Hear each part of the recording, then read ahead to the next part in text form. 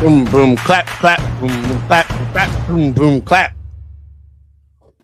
We're alive. What's going on, everybody? It's me, Sean Tank Top. Yeah, I mean, well, allegedly, man. Like, it was a fucking long motherfucking weekend for your boy over here. But hey, what's going on, everybody? It is me, Sean Tank Top, and welcome to Targ Tuesday, our House of the Dragon, Watchers in the Bar, Season 3 live stream, and we are on the final episode of Season 3. We're on the finale of Season 3, and we're going to be talking about that right now. I'm Sean Tank Top, hanging out over here at Casa de Tank Top. I got myself my very good friends Dustin and Morgan Drace over there at the Drace Dojo. How you doing over there, Draces? I came to fucking die. Let's do this. Can't fucking wait. What is it? Like, What is it? no, yeah, yeah, right. There we go. Absolutely. No, I mean, like, it was, yeah, it was like they kind of made up for my almost frustrating levels of like lack of Sir Roddy the Ruin over there, but made a fucking like a fantastic fucking like magnum opus with him and his character and shit like that in this episode. So I'm right there with you. You know her, you love her. It's the Helena Defense Squad. One woman, even though I think that I think we would all volunteer on that defense squad easily. I mean, it's one of those things where it's like, well you failed this week, right? I specifically made this my name, and I was like, one of those boys is going to tell me that I failed. I knew it in my head. I didn't know which one it was going to be. And then Dustin was like, Dustin was like, we like, I'll light the way. I like the way. Yeah, that's right. But yeah, Maddie has a butterfly garden. Mm-hmm. Yeah, and Helena is fine. She's doing good now. She's just a bunch of butterflies, which is probably what she would prefer. I think that's true. But you know your lover. It's Miss Maddie K. Ray. How you doing over there, my dear? I'm so good, and now that it's the final episode of this season, I have a confession. Every time the theme song plays, I'm like dancing to it, and I like stop really quickly so that nobody sees me. You got to get your shit together bore it happens, right? Yeah. Sure. I'm just like grooving. And then the music stops, and I'm like, I hope nobody saw me do that. Right. Okay, so all right. Well, now you planted. At some point, it's gonna happen where I'm gonna like while it's playing, I'm gonna like make your like I'm gonna put you like right up in front. You know what I mean? Yeah. Like, I support it. Just sneak it in there. I'm not going to tell you what it's like. It might happen at the premiere. It might happen at the finale of season 4. We don't, but it'll happen at some point in there, in 2038 or whatever fucking Blade Runner fucking year we're fucking watching this fucking this season. So, just like a little shout out to everybody in the chat over there.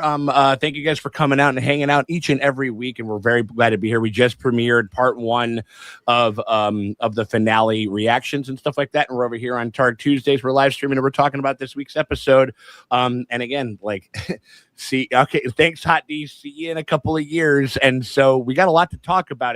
Definitely, we're going to be sizing up like this episode itself, and then also I think we can also maybe kind of speak like a little bit more broadly about just the season in general and kind of like how we kind of feel it all wrapped up and everything. And so to that end, we got ourselves a couple different prompts that we're going to be rocking with. As y'all know, if you guys have been here before, we got ourselves the general thoughts, we got ourselves our episode MVPs, we got our Kunt of the week, and then we also have our super chats. If you don't know what super chats are, I'll let you know right now. Super chats, basically this little pay in doohickey thing that you guys can do in the chat thing via YouTube, and basically any dollar amount that you guys want to hit us with to make sure that your comment, question, concern gets addressed, and we make sure that we highlight it and we say and we read off your name, and you become like one of the goats of the fucking stream and stuff like that. If you guys want to get in on that action, you just want to make sure that there's something that we talk about or we address or some point or some little fucking Easter egg that you saw in the back corner or some fucking thing, or you saw in the quilt that fucking, or like the thing that that Helena was putting together throughout seemingly the whole season, and you guys want to make sure that we talk about it, you hit us up with a super chat for any dollar amount, and we will make sure that we get it in on the stream. And sometimes if we're talking about. Actually, he's like, we got DBA, Da Big Appa. He's coming in. He's going to show us how it's done. MVP BSM. He was my Harrenhal Gothmeister. Yeah. There we go. That's the what only I'm saying. maester that can survive at Harrenhal has to be a little kinky. Right. I There will you say, go. we walked in and Morgan and I like inadvertently like figuring out our outfits, and then Morgan like had her like goth like feather look, and then we showed up and Paige and Jenny showed up looking amazing, had these shirts made. Which But they before gave me that, one. they had feathers. Yeah. Yeah. And then Nikki showed up like the goddess that she is. queen. Right. And Yeah, full everybody was queen. serving. Full You know red what I mean? Everybody was serving. You know You what I mean? gotta. Like, It's the event What of was the that movie season. with It is. Rihanna, like Queen of the Damned or whatever. Oh, Like, she showed up in yeah. like full Queen of the Damned. Did like definitely Did went you like just say Rihanna? full Was it Aaliyah. It was like Rihanna? full. No, No, it's no, Aaliyah. Aaliyah. It's okay. It's one or the other. It's all good. No, If but I they think that was remade one. it, if they remade it, Yeah, it would be Rihanna. Yeah. She would know. They know. Actually, They literally are remaking it right now, and it's this wonderful in woman the named in the Sheila who AMC rules. Yeah. Oh, okay. like Oh, the yeah, version the and show, shit. yeah. Yeah, 100%. But yeah, so just hit us up with a super chat for any dollar amount over there, and we will make sure that we highlight your question, comment, or concern. Or Maddie, what is another thing that a super chat will buy For somebody? any dollar amount, you can fight me. You can fight. Any dollar amount. Has it ever? Okay, we say this every time. Maddie's Has like it- full egg on fight me. Yeah, right. It's like, Yeah. you can see me as I am. Here So, I am. It's like, usually I have a hot take, and I haven't really had too many hot takes this season, but I got some fucking takes today. Sick. And I'm probably gonna get heated. Let's go. So if you want to fight me, disagree with me, that's great. There we go. Send Let's me go money for and it. I'll fight you. Yeah, We'll I mean, fight. like, and Let's also, go. right, and make sure, and like, and cool. Okay, so correct me. Has anyone ever fought you? Not this Has everybody been too? I feel like everybody's been too Just scared. I mean, Dustin when you zinged her. Just me. Oh yeah, Dustin gets the fight me for free friend discount. go. Yeah. Yeah. No, but like, I'm just trying to remain. Like, I'm assuming it has, but it Yeah. feels like I'm It assuming hasn't been on this show in this season. On other streams, Okay. people have definitely fought me. Okay, here we go. It's like we got DBA. It was like my fight with Maddie. Maddie asked me for the nail. I did not. Okay, nail check-in. It's Yeah. blue as I knew it would be because this is the iridescent, right? Okay, And then right. I touch my hair and then it Right. becomes blue. You can see the blue on my hands. You can Okay. see the blue between my fingers. Interesting. It is super okay. blue. So that's where we're at on the nail check. Okay. Thanks. All right. Thanks, There we go. Papa. All right. Thanks for holding me accountable. Also, fuck you. Also, love you. There we go. So we got. Let's go, Maddie. You got people jumping in for you over there in the chat. Yeah. So again, you can follow the Big Appa's like example and stuff like that. If you guys want to, again, he hit us. He hit us with a super chat. Boom, he's up on the board. You know what I mean. So if you guys want to make sure you guys get in on that, we would greatly appreciate Who it will and stuff like that. dethrone the Big Appa? Let's go. Who will do it? 100%. Yeah, absolutely. Who will do it? Who will do it? We got. It's got to be 5 or above. Like, Are there no true knights among you? Are there right? Are there no true trolls among you? You know what I mean? Like, absolutely. Like, oh my god. All right. So let's get into it. Like, kind of just right off the rip. And I'd love to check in with the Draces about this. We're going to talk about our general thoughts about the episode, guys. Draces, what did y'all think about this episode? And then do you guys want to do like this episode and then the season, or do you gonna kind of want to talk about the season as a whole at the end? What do you guys feel? I think we can do a combo. We'll do a combo. Okay, cool. Yeah, All I right. think So that's- this episode and this Move it. season, what are you guys Yeah. thinking? What are y'all thinking? I'm gonna let you start it off. Well, Go. I think we all had like a talk like during when this on the night we watched it. I remember like we all kind of had the same takeaway where it's like we enjoyed this episode just because it was like a lot of like things happened. It was but- juicy. It was fun. Yeah. But we were like this again, really great penultimate. Yeah. Like and it I think that even when it's like really good or the things that I like about it, Right. it really suffers with the only 8 episodes because I'm like I want like Yeah. more, but also Mhm. like it's so strange. It almost you can feel the writers trying to get everything into 8 Right. episodes. Yeah. And it became more and more obvious as the season went on because it started off really, really strong. Yeah. But I was like, it's definitely showing, like time constraints. Yeah. But I mean, it was a roller coaster. Yeah. This episode for me. I don't know, Dustin. What were you thinking? Yeah, I definitely agree that I felt like we needed a little bit of a wrap up, at the end, because it was just like racing to the fin. It was like, and I feel like we'll talk a lot about the Helena of it all. But right. That was just felt like it didn't get as much time as it needed to, because like it was just like shit, we got to get to this, and it almost like that scene should have had more weight and more time with it. And I felt because like they're like, well, we've got all these cool like moments. I mean, but also you can see it in the video. We saw that you did the super cut of all the different angles or whatever. Right. I have never heard that bar as loud as it was. That was the biggest cheer. I mean, even like when Arya stabbed the Night King, it was like crazy. But this was it was like this like spontaneous eruption from like not even a crowd that was as big as some of the GOT. Right. It was kind of incredible. It was fun. That battle worked. Yeah. Like yes. That was like that battle, especially the Roddy part. Yeah. That battle fucked. A proper fuck know that much by the about North. him, but you just like learn. You learn so much. Not learn about him, but like who this guy is just through like him in action. Yeah. You don't need like a whole backstory on Roddy. You kind of get his deal. He's old. Winter's coming. He's an extra mouth to feed. He's got to die gloriously. Yeah. And then they're like doing like I love the Northerners doing like what's the Maori the haka? It's kind of like almost like it felt like a haka. It was very much a haka. Yeah, and for and sure. I love it was love giving that. I think that was really cool because I was like, that would scare the shit out of me if I was the other side. Of course, all absolutely. These old bear daddies just And listen, they're not going to drum on beat. No, no. Okay. Oh God, no. It's Are gonna they be. gonna drum on It's gonna beat? be offbeat. The thing was, is like It's a haka on clapping on the twos and.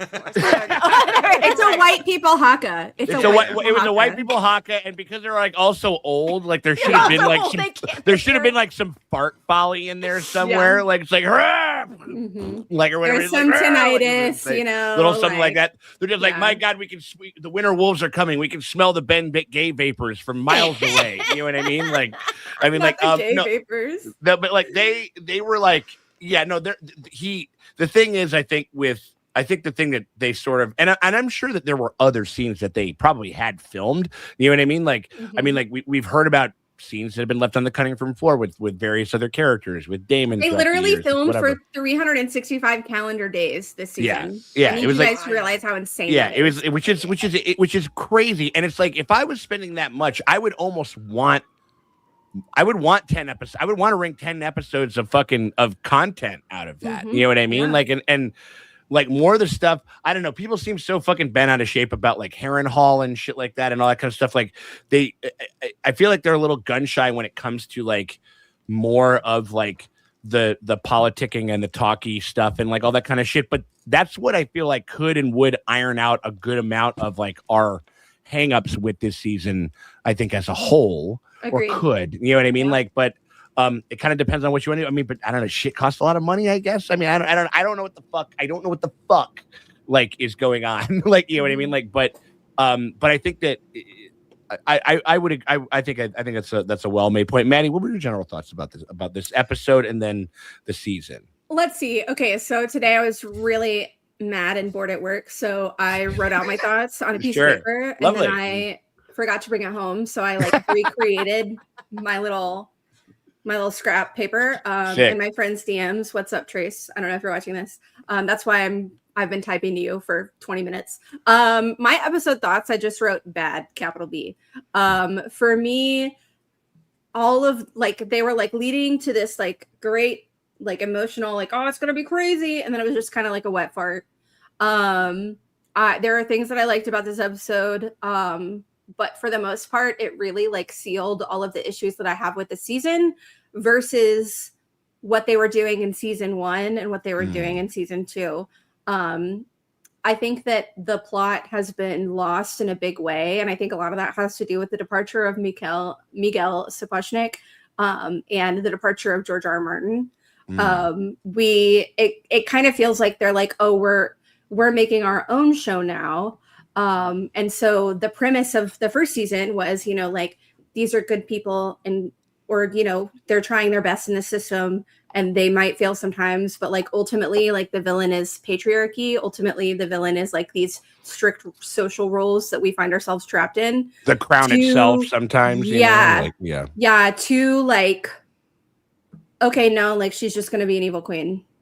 Okay, no, but do you think that it's like, because my read on it was she's like aping patriarchy, so it's kind of like right, like, but there's no foil or real like statement. I don't think that's an intentional statement that the show is making. Really? I think that you have a good read, but I don't think that that's an intentional statement the show is making. I think that they think it is. They think it is. Yeah. But realistically and honestly, they're just leaning into the misogynistic tropes that they were trying to avoid in season 1 this entire time. They're just doing Dany again. They're just doing Cersei again. There's no real like payoff with it. Like I do like Emma. Thank God for Emma Darcy, because they are doing the performance of a lifetime with this. Yeah. They literally, first of all, they literally give Rhaenyra clown makeup. Do you see those fucking clown stripes? I was so heated. I was so mad. And yeah, I think you're not gonna find too much purchase in pushback from the Traces on clown makeup and shit like that. It's literally clown eyes. It's literally clown eyes. And then they literally I thought it made her look very weird and intimidating and kind of alien and shit like that, which I thought was like, I mean, I love that, but I hate that it was like, all right, let's give Rhaenyra clown makeup. And also I hate that they literally dressed Rhaenyra up like the evil queen from Snow White. Like it's the same silhouette. She does. The same that's one. True. That's true. true. And so I'm like, this is not subtle, guys. Like, I mean, I think that that's well put in a certain sense, because I was thinking about like, you know, where I'm just like, okay, we're just getting like a kind of like a better. I mean, like, or it tracks. It tracks better, I think, than Dany's descent into madness. But it's like, but that bar is not high. To be clear, no. The bar's in hell. That's what I'm saying. Like, but it's something, and like, and you're sort of like, okay, so we're doing this again, and I know that it's George's story and stuff like that. It's like we're doing this again to be like. It's like, you know, where George is like, well, you know, bitches be tripping, you know what I mean? Like, or whatever the fuck. And like, I don't think that's necessarily, I don't think that was the thesis of what he's trying to do with Fire and Blood and what he's doing with Rhaenyra's story. There's think that more maybe hope and less nihilism in George R. R. Martin's work and in A Night of the Seven Kingdoms. And this one is gone full like Joker mode nihilism. Like there's no Brienne energy in this story. There's no pod energy in this story. It's all just I think when the best we can hope for is Gwen and Darren, we got problems. Yeah, exactly. And I think the vibe is like, it's you're clocking in for miserable days at the Misery Factory, like which I love. Like that is the show that we're watching, but that is not like George R. R. Martin's view of the world. I think it's very much the showrunners trying to be edgy and like kind of ape what Game of Thrones had that was so addicting, right? I think they took the wrong lessons from that show. That's fair. Unfortunately. No, I like actually agree with a lot of your points, because I'm like, but where I fall on it, because I'm like, you would get me there with like Rhaenyra like being like, okay, now that I'm queen, like, and all of my politicking isn't working because I'm not very good at it. I'm not good at giving the people that I promise things what they need. But it's like they needed, again, we needed longer seasons to see how that Targaryen supremacy and the lessons that she's given her entire life, and how like the actual messages that they give Targaryen children actually hinder their ability to rule, because it becomes this thing where like you don't have to earn it. You're supposed to, it's yours. So you don't have to be good. They should all just like respect you because you are who you are, and they should know who you are.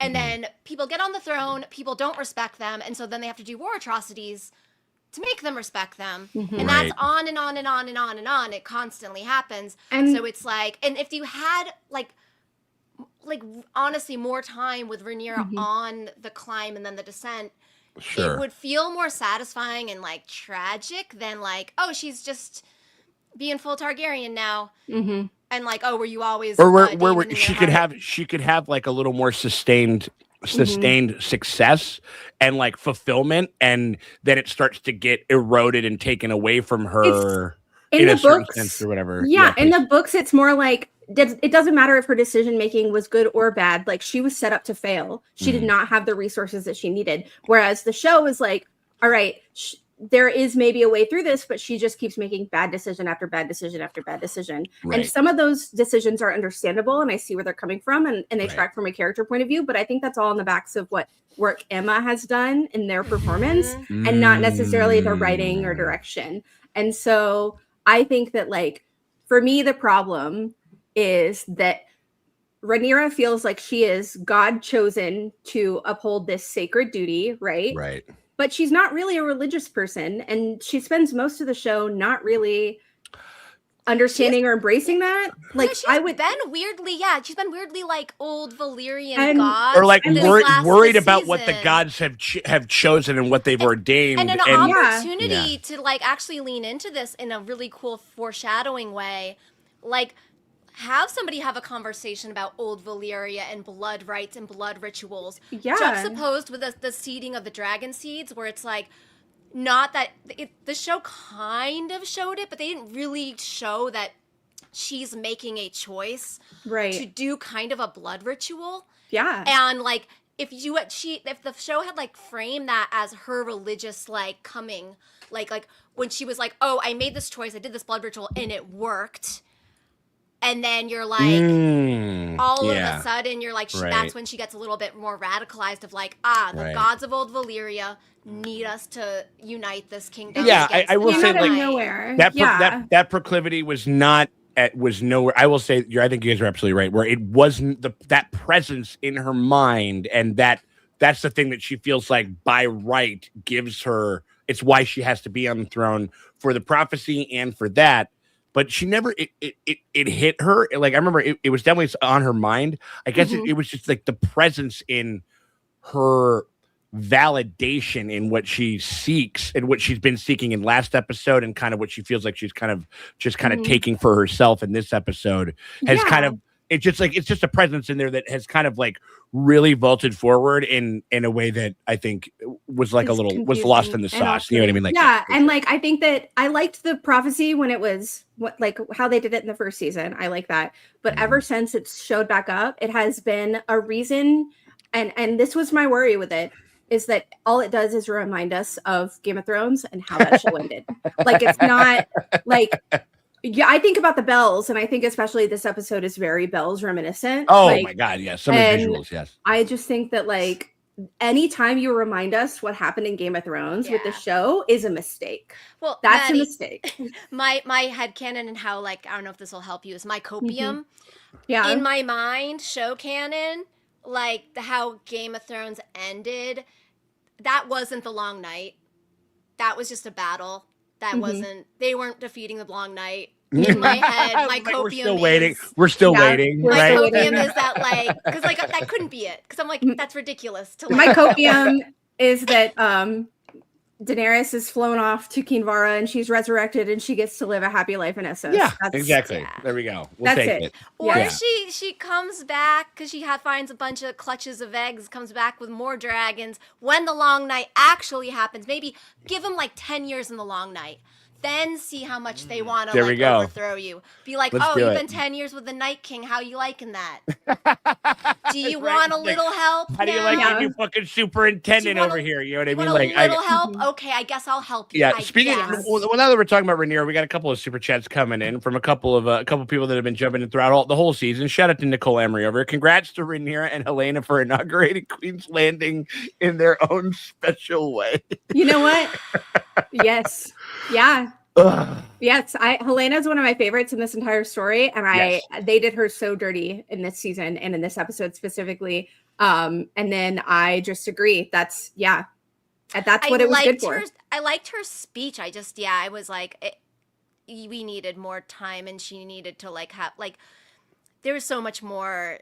It just seemed like, okay, she has to die by the end of the season. And that was another thing that pissed me off, because like she's making great points, earnest pleas, and like to Rhaenyra, family is everything. So like, I don't understand why Rhaenyra made herself blind to it, because like if we had more of like a I'm killing my heart to do what needs to be done story. Oh my for god, Rhaenyra, that would be so cool. powerful. But like the fact is that it just kind of falls on deaf ears, and we don't even really see like how Rhaenyra gets from my sweet sister to this. Yeah. We don't see it. Well, I mean, I think when she says, "Rhaenyra's like, you don't give a shit about that." I mean, like, because I will say, like, in the iteration of this story, she doesn't give a fuck about Helena unless it's in regards to an heir. I feel like that she has to worry about, or the dreaming. You know what I mean? Yeah, that's the conduit. I feel like Fia Saban was like saying those words to Rhaenyra that we all wanted to say to her in that moment. You know what I mean? So that was very cathartic. And this was such a turn for Fia Saban. I think she's phenomenal and amazing and lovely, and I love her so much. And the thing that I wrote down that I forgot until just now is, one of my MVP jokes for this episode was, my MVP is Helena because she would literally rather kill herself than be on this show. And like, that's where we're at. Where we're at. I wake up in Westeros tomorrow.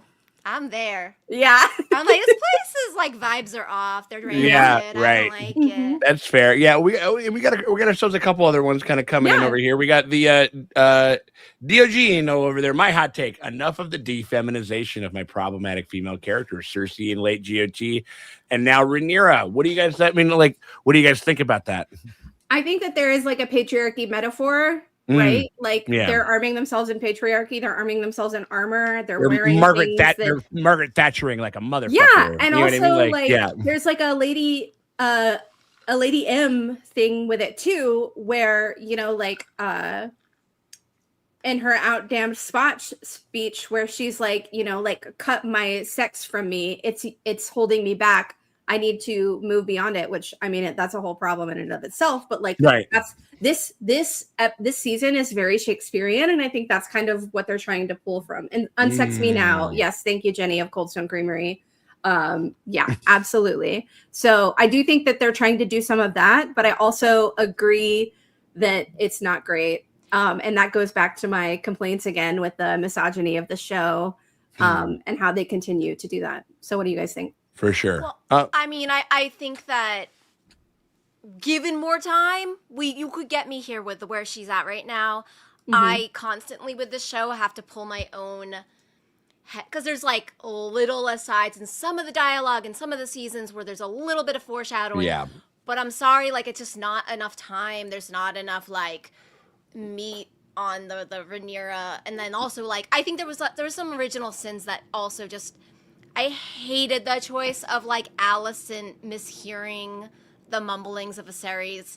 I wanted her to like make the choice. Right. Or to make the choice to freeze up and not challenge the men in the room. Right. I needed her to make that choice, but like because it's like, I thought I'm just a baby.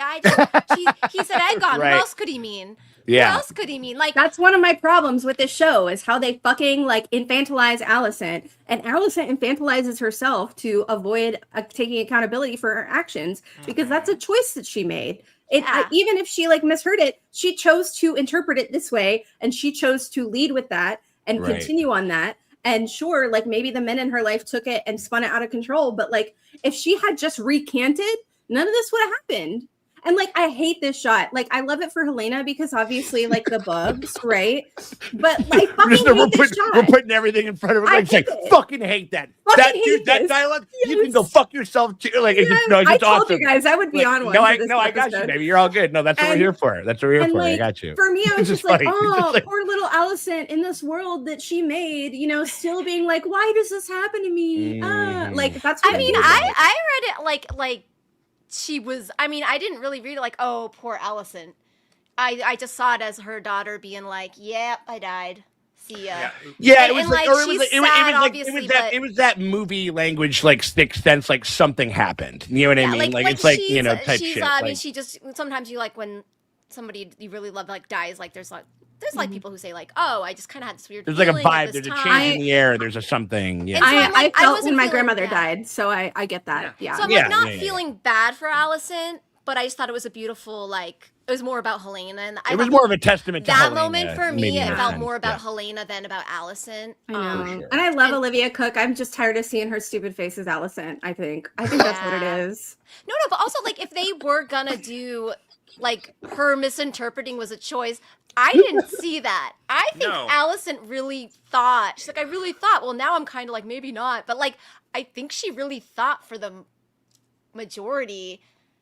And I think it was like, for me, it kind of felt like she really thought that he said that.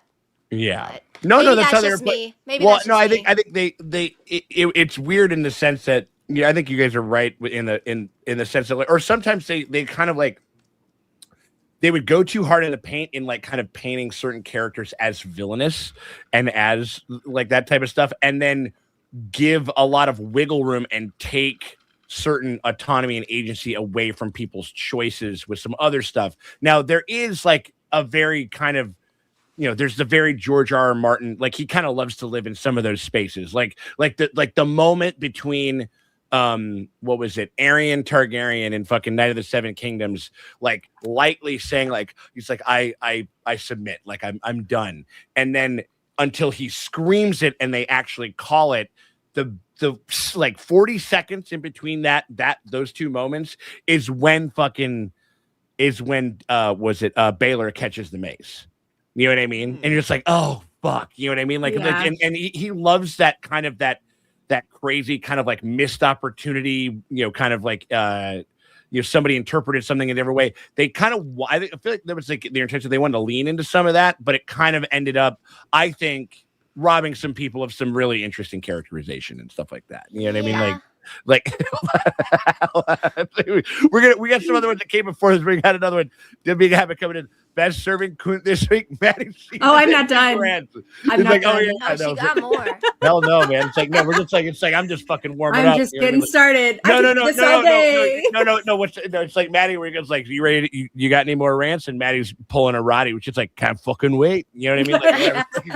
Like, over there.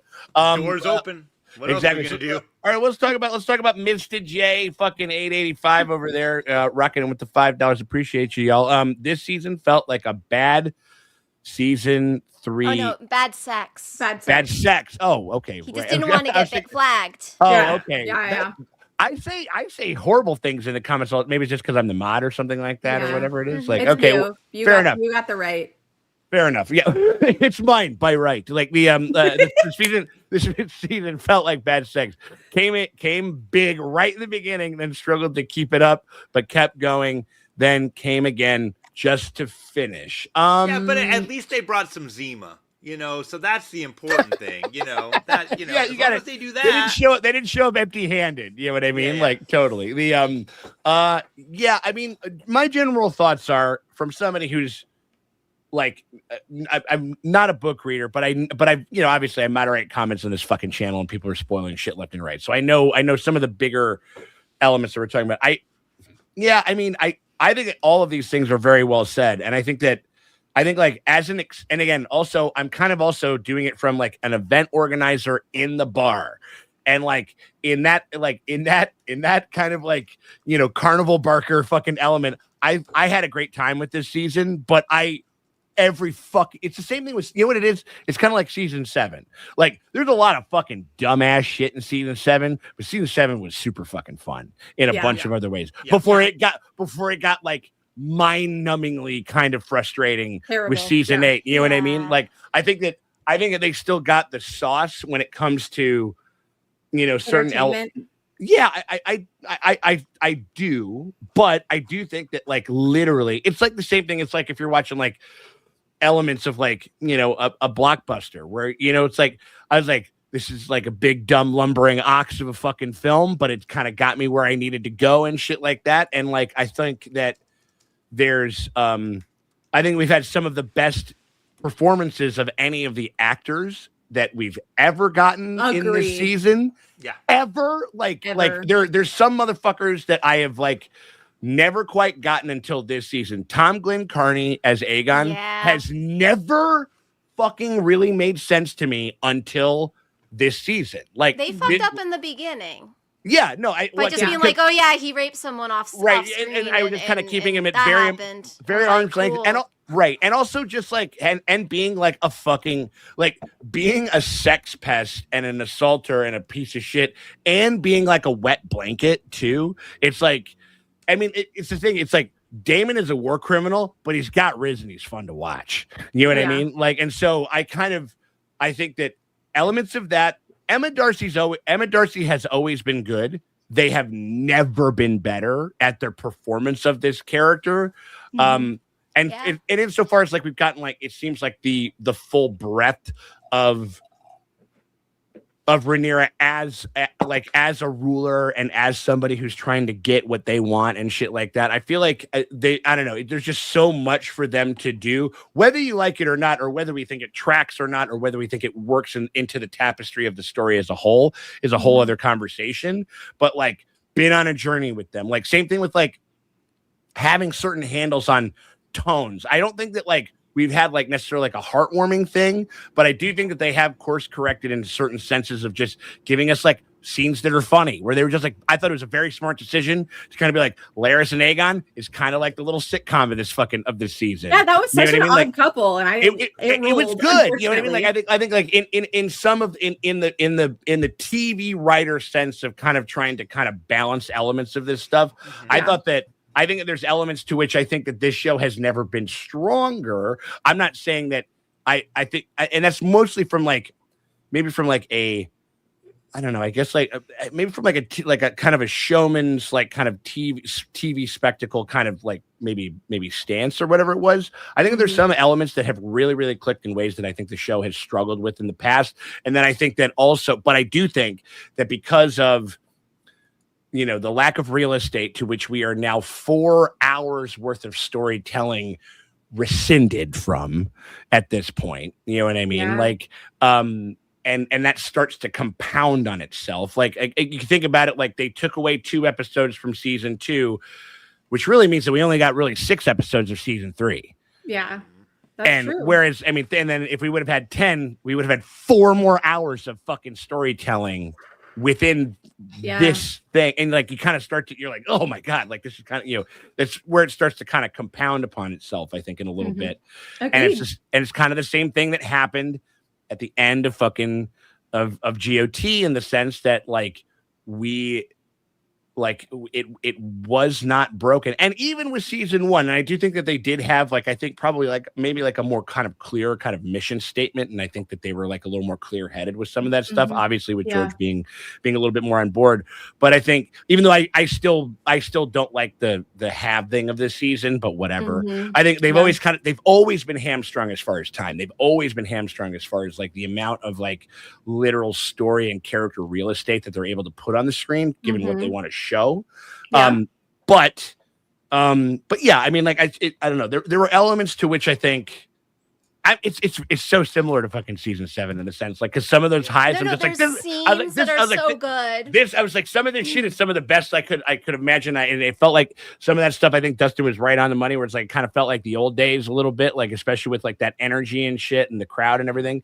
And that is a Titans task in and of itself, and in that respect I think they nailed some of it. And then I think that all of everything else that we're talking about, which is ultimately more important for a lasting and well-told story, I think is something that we'll be parsing out for years to come as fucking fans of this fucking franchise and shit. Like, but I think it's a mixed bag. I think like, you know, there's definitely some parts where I'm like, this is my favorite one.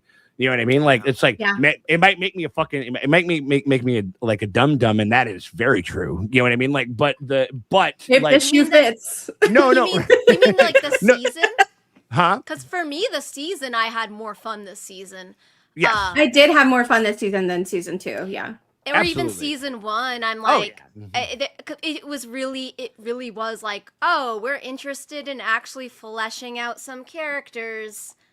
There's been a few of they were able to do it with a few of them, you know what I mean? But then it's like, our main character that we have been focusing on, but like in weird ways, like Rhaenyra, again, it's like a compelling story is a well-meaning queen that gets corrupted slowly by this belief in this prophecy, this belief in the old gods of Valyria, might makes right. her like presenting, doing good things, but also doing bad things slowly, and then all of a sudden you realize what she's, and you're like, oh, she, like, maybe she is the villain, or maybe they all are villains. Like, if you had more time, more seasons, this could be a really, really, really good like study on like a female ruler, like who had really good ideas or really good intentions, but actually the foundation on which she was taught, her entire like belief system, in the end will always end in bad and tragedy. Right. And people just accept it from men more. And that's kind of what it is. No, that's the thing. That's the thing. I'm not saying that Rhaenyra is the worst Targaryen ruler in the world. She's moving like a man, but they just are accepted. Like, oh, man, he's wroth, and he does a couple two-tree war crimes. He admitted he was. Listen, like sometimes he tweets a little kind of nonsense, but I think that when it comes down to it, he's gonna fly fucking right. You know what I mean? Like, absolutely. Yeah, but instead of this, it's like, we only have so much time, so we have to do it visually. We have to put her in all the armor and like, just like jump to it. Emma's performance, they are like, I'm still mesmerized. Every scene there. Oh, I mean, like and I've never also like the High Valyrian dialogue scenes. Oh, the purring. Actually, the first time her and Daemon, I was like, oh, okay, hello, sex appeal, like actual chemistry. Where have you been? Nurse sex appeal, Which like right. Been a choice because she's like, well, now that I'm war crime and now I'm going full like Targaryen ruler, like old Valyrian ruler. All of a sudden, there's this. I'm choosing your path. I'm doing what you want. I've chosen the devil versus the angel on my shoulder. Yeah, absolutely. And so, like, you're getting this. You're getting this. We're rolling those R's. The purring. Yeah. Like that shit was She crazy. learned it from the cats and the. I could literally listen to Emma Darcy speak High Valyrian all day. I know. All day. But like that was the first time I'm like, oh, these two fuck. Yeah. Even though I've seen them fuck. Right. But even them. Right. What? Did you see what just happened? What happened? Oh, with the balloons? Yeah, for sure. I didn't do that on purpose. You didn't mean to do that on purpose? Yeah, they have like the little fuck. Do it. Like, see if you can make it. Whatever you want it to happen, it doesn't happen. Yeah, that was awesome though. I don't know. They fuck anyway. balloons. Yay! Yeah, absolutely. Right. There you go. And all I got is over sitting there, just like, wait a minute. It was like they fuck. You know, like, but he's his uncle, right? We had to get one last one. Yeah. So sorry. I wasn't prepared. No, you. Oh my god, that was great. Yeah, but like there is like they did a lot of stuff with her, like in terms of like the sex stuff, or like they did like, make her like more like mannish in her desires, where all of a sudden she was like, no, I'm taking what's mine. Like there was even with like Massaria, like with their last sexy, where she just like fucking like just eyeing that cooter like she's just gonna devour it. Oh, like, the cat was right there. It was right. Oh, she was just like looking at it like she was Rhaenyra just like, Targaryen, Westeros's first cooter mogger. Yeah, she's like, I'm gonna get all up in that. No, but also like, oh no, Massaria, I actually like that performance because she just went full like, okay, I'm a professional. I know how to do this. I'm at work right now. Yeah. Oh, she went and back she's into like, this woman has a praise kink, and we are just gonna go. And it shouldn't have been sexy, and it wasn't, and I love that. Yeah. I'm like, the whole point of that was Massaria's like, fuck, yeah, I am only no. But if I'm gonna be a whore, I'm gonna like use it. 100%. It's my tool belt. But also, is Massaria bad at sex? Asking for a friend. Who knows? I mean, like, it's like, the queen once, got sent away to Pentos next day. Is Massaria might be good at like men are maybe stupid, maybe better with Damon, maybe better with the opposite sex than maybe not quite like the the best scissor sister possibly. I mean, it was like again, like some of those looks were. It was just, again, I think just mesmerizing. I think, and we've seen these interesting. She kind of has like this kind of, or they kind of have. Well, the character but yes, they but will kind of be able to kind of induce these kind of interesting trance-like kind of looks that I thought that I just thought were just very, very mesmerizing. And then like, but it's vaulting between that and like this kind of very, like the purring and all that stuff. And then like, even though we're talking about like, I will sniff out Aegon's false heart and kill him myself, but the eyes are saying like, you're gonna spit on it, right? You know what I mean? Like that's what the eyes are saying, like as opposed to what she's actually saying. It's like, crazy, right? It's wild. But also, you know what? I think the show just sometimes like, again, we're limited time. Yeah. I don't think they know sometimes I don't even know if they know what they want to do with Rhaenyra, where it's like, okay, if this is the character we're doing, that could also be interesting if we're going to go into the whole like, I decided to like, I don't know, everybody pissed me off, so I'm going to do it my uncle husband's way. And it's hot for a time, and then maybe she was like, oh wait, this isn't what I want to do. I don't know. That it just needed to know what they wanted to do with her. Or maybe it's like, if we're gonna kind of like, if we are gonna have like this kind of, it would be interesting if we had, because it seems like once Rhaenyra kind of went into like, okay, cool, like war crime mommy mode, like, you know what I mean? Like there wasn't a lot of wavering, and maybe that's something that we'll get in season 4. I imagine we'll interrogate that a little bit or whatever it was, but it did seem like that Rhaenyra was kind of just like, no, like we're going forward, and I've made up my mind, and it's over, and it's like, you know what I mean? Like, and I think that was it was kind of interesting in the sense that like, you're kind of like, you've been kind of waiting for her to kind of get activated in a certain sense, but like, I don't know. It was one of those things where it's like, it was an interesting choice, like in that regard. Gotta give a shout out to Rhaenyra of Coldstone Creamery. It's like Rhaenyra's fit was giving Longshanks in Braveheart, which, I could see that. Like, I remember, like, it's like you got the crown, you got the thing or whatever. Even though I do think, like, I didn't even think about that at that point. But Maddie, that's a great poll in regards to the evil queen from Snow White. The evil queen from Snow White. Yeah. I think it definitely rolls over there. We got that one. We also got a couple other ones. Roma Arma 30. Thank you so much, my friend. I'm seeing fans cheer for Aegon, a character once hated, and jeering Rhaenyra. It's classic Game of Thrones fashion. It was a solid season. I think that sentiment is well put. I think probably for most people. I mean, I think again, not being a book reader and not being as like locked in on elements to which things that like, again, like having George shepherd you through this world, he's so good at it that it does, like, there's some things to which he excites in your mind and your imagination, the things that you require from this story. And I think that that's fair. It's just a different experience for somebody like they lost the plot. They lost the plot with that. Like the first season was, all right, here the Fire and Blood is a story, and we're going to explore the spaces between it. And they really lost that plot in season 2, and they just said fuck it and tossed the book over their shoulder for season 3. Like genuinely. Yeah. And I'm not even talking about adaptational choices. They were just like, okay, we had nuance, we had control, we had stuff that was going on in season 1 and even a little bit in season 2, and we're just gonna say fuck that and do text as written for season 3. Yeah, well, I was like with the Rhaenyra thing, because I'm like, there's so much that just takes like, and it wouldn't cost money. It's like the weird plotting choices. I'm like, you want to actually root for her as evil queen, because like same thing with Dany. I'm like, there's ways where you can get me where I'm like, fuck these people, fuck them up.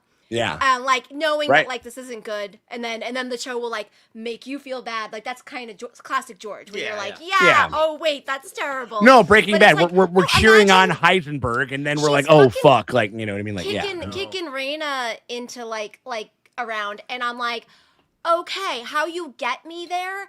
She was like, protect my children. If she had chosen to go after the dragon and something happened to either one of the children, since the show's not interested in them, so it's like we don't see them, so it's like you could lose one of them, get one of them fucked up, and that would be, I'd be like, you know what, Rhaenyra has a point of why she's so pissed at her. On top of the whole Battle of the Gullet thing, right? But also if one and I was like, that could have just been in the story. I'm like, what? Yeah. But like, this whole like, oh, you had a crazy dragon that kind of fucked up the battle, and then people shot arrows into my son. It's all your fault? That's crazy. Yeah, well, to be fair, though, Rhaenyra had some bars. like, she's like, yeah. And what did you find? Nothing. Like I sent you out there, and I'm like, yeah, you went out there and you were tired and you didn't do your fucking job. Well, but also that was a dumb task. It was 100%. Dumb task. Yeah. It's like I sent you to go find, Vhagar's gigantic, and then also what were they going to do when they found Vhagar? Those 2 dragons against Vhagar, you're going to lose 2 dragons. Well, find it and then, yeah. But the second, you found it, then they go and tell King's Landing, Vhagar's already gone.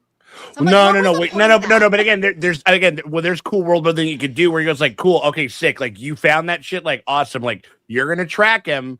I'll go back and tell I'll go back and tell everybody what we need to know. You got these little markers that you can kind of keep dropping so we can follow that only we know about, right? Or something like that. You know what I mean? There's a way to fucking figure this. You're gonna that Vhagar would kill those dragons. No, I hope not to fight them. I mean, like, no, that would have been crazy. I mean, like she was saying kill Hagar. I guess so. I mean, like, I think the best that you could hope for would probably be to like come from up top, cook up Aemond on top of it and get rid of the writer, right? You know what I mean? Like that would maybe be the thing. You know what I mean? Like go. And that would be suicide mission. So you guys for sure. We got to get Nick out. Nick over here and shit like that. We got that.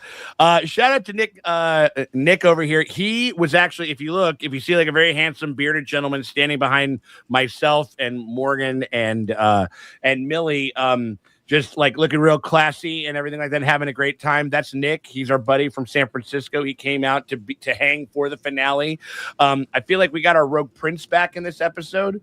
Daemon storms the gates on Caraxes and maybe cooks some kids along the way. Not sure how long he'll stay aligned with the Rhaenyra. I like that read and stuff like that. Or it's like I think the kids kind of got away. They got a little burned. They singed some hairs for sure. Maybe a couple 3rd degrees on like the back on the thing. I do think that they made it out. I think that it was about the idea that he was prepared to say, like I mean, that is just that should be what the name of this episode is. I mean, the name of this episode is called The Treasons of Tumbleton, but what it should be called is fuck them kids. Like, because like everybody's saying literally fuck them kids. Everybody's saying fuck them kids. It's called like Good Burger. I mean, like it really was like the thing that was uniting just about every fucking single plot line in this episode for the most part. And so what do we think about that? I think in the sense of Daemon kind of like getting able, he was sort of like a dog let off his chain where he was like just fucking let me. She was like, you still got to be like kind of, you got to hold it back, but like go out there and do your thing. Like, do we think that that's a decent read on it, or what do you guys think about that in that regard? I think with Daemon, I don't know, like that was like a little weird. So I'm going to like have to like give the show it's my best good faith, like it's because I'm like, okay, so Daemon has been in war and battles, but it's been against other adults and not really towns and villages. It's been like the gullet it's been against the triarchy. So these are like people that are adults, or 14, you're an adult in Westeros. Right. I mean, other combatants. It's other combatants. Right. I don't think he's done a lot of in Westeros in a town battle where like you gotta clear buildings and shit like that. You know what I mean? Yeah, and I think he was just doing kind of a Caraxes chicken, being like, well, they'll move. I'm gonna burn, and they'll move or they won't. And they moved, and they kind of got burnt a little bit, but he was willing to say fuck those kids. He was willing to go there. You know what I mean? Like, he was down. And in his head, he probably says, well, they're gonna move. But yeah, for sure. Also, how good is their life anyways? So, like, it's fine. I saw Tumbleton. It wasn't that good. They're all Roddy the Ruin. Yeah. They're all Every child in Westeros. We're right. No, it's apparently we're all Roddy the Ruin. We're just like, who gives a fuck? Like, you know what I mean? Like, that's what we're saying over there. Shout out to Alistair Gray, CA, throwing some shekels your way. Rhaenyra had that post nut clarity and dropped her messy side piece. Thanks for a fun season of streams.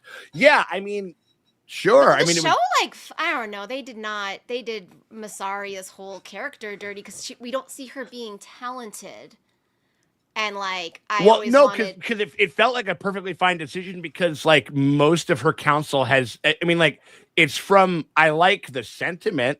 it is the opposite of Damon. Like, I don't like the sentiment and where you're coming from as a person, but you're absolute. But we should kind of be doing some of this stuff. Masaria would know, like, solutions that wouldn't cost money to make life better in King's Landing. Yes. She would have a list. Yes. She would. That character that we were presented, she'd be like, hey, we're going to make a big show of stopping the child fighting pits.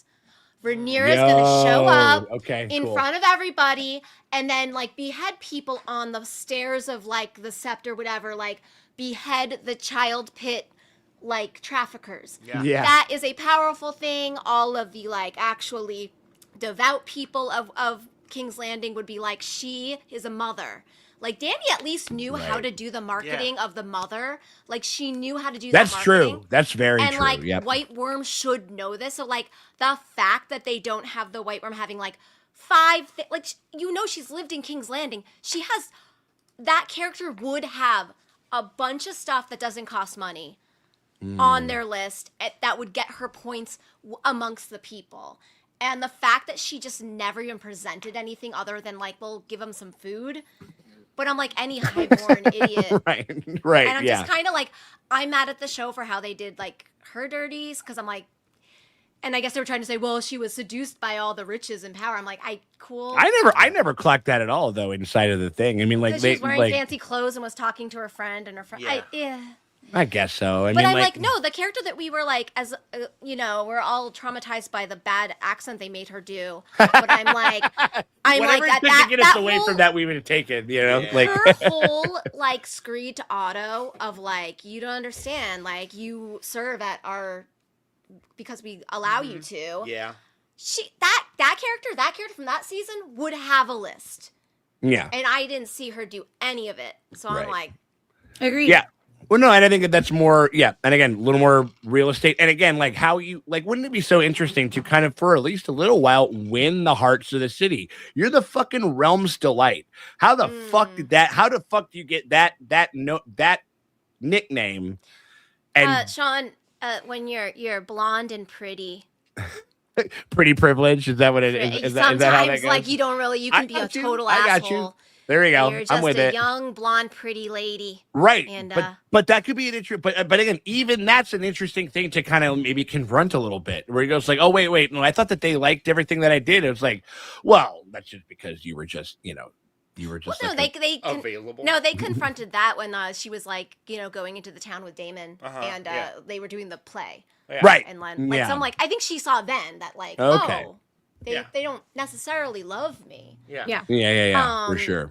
But no, I'm just kind of like, and it would have been more interesting where it's like Rhaenyra's like, oh, if I close the child fighting pits, the security there is also all the gold cloaks or something. I don't know. Some reason why she chooses the bad, evil choice out of practicality from ruling. But again, we would need more episodes to actually have an interesting episode like that. Like, and like that's and I think it just comes down to real estate, and I think just kind of the amount of things that they have beset themselves to do. You know what I mean? And I think that kind of comes, and that's almost exactly kind of the same scenario to which D&D kind of placed themselves in by saying like, we're going to be done and we're only going to do this many episodes, like, and we have to finish the show, by season 8, you know what I mean? Like, or something like that. I think it's over. There's like, and we made mention before, but DBA's running there, riding the ruin, going into Tumbleton, like F them kids. I mean, that should be like, House Dustin's like house words at this point. Right? It's like, House Dustin, fuck them kids.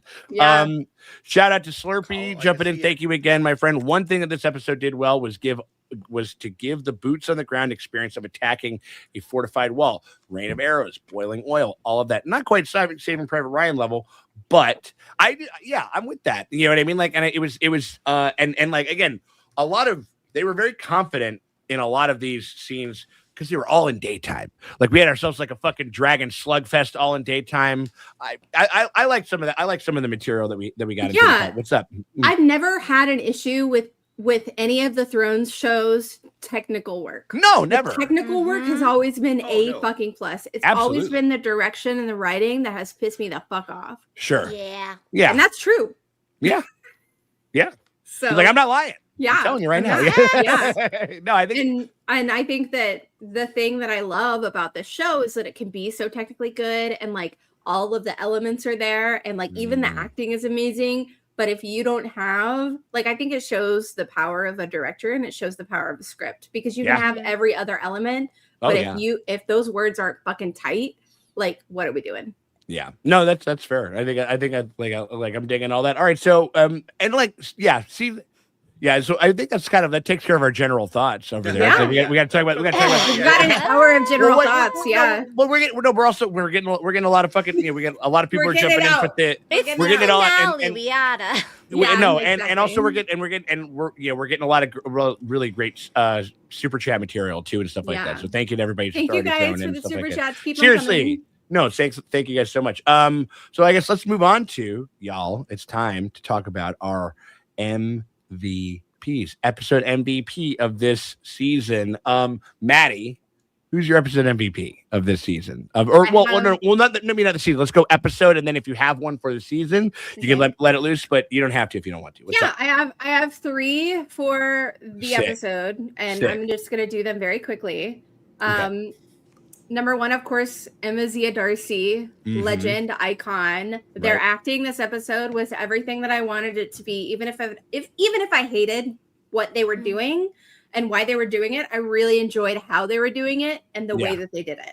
So like all the love in my heart. I love you, Emma Zia Darcy. Been a fan of you before you were Rhaenyra and will continue to be a fan of you after. Check out Truth Seekers if you haven't seen it. It's an amazing show. For sure. And then my second MVP was Ramin Djawadi because all of the emotions that I felt in this episode were because of his music. Like all of the good emotions, I should say. Right. All because of his music. Like, sure. We love you, Ramin Djawadi. Like, and then I also wanted to shout out my noodle boy Caraxes because I think that this episode really solidified him as the best dragon of the show. And I was really fighting my urge for that for a long time because I don't hate Damon. I love to watch him. I love to hate him. You know what I mean? Yeah, of course. Yeah, that's the character. Like, for sure. But like, I didn't want to be like, oh my God, I love Caraxes because I felt like Damon would appreciate that too much. But I'm here to say, I fucking love you, Noodle Boy Caraxes. Please be in my life forever. You are the best designed dragon in the show. I wish that all the dragons were like as unique and awesome as you are. You deserve the best. Yeah, and also Kool-Aid man. Kool-Aid man. Kool-Aid he did. So good. He did. And he's the color Kool-Aid. Yep. And then I was gonna say my MVP for this season is George R. R. Martin because this whole entire season just proved him fucking right. But where the butterflies, and they even in that fucking butterfly scene, I was like, you little bitches are like doing this on purpose. It's like a snarky, like, fuck you, George. Like, we're gonna put butterflies in our show. And I just like what is it? What's the butterfly connection? So please before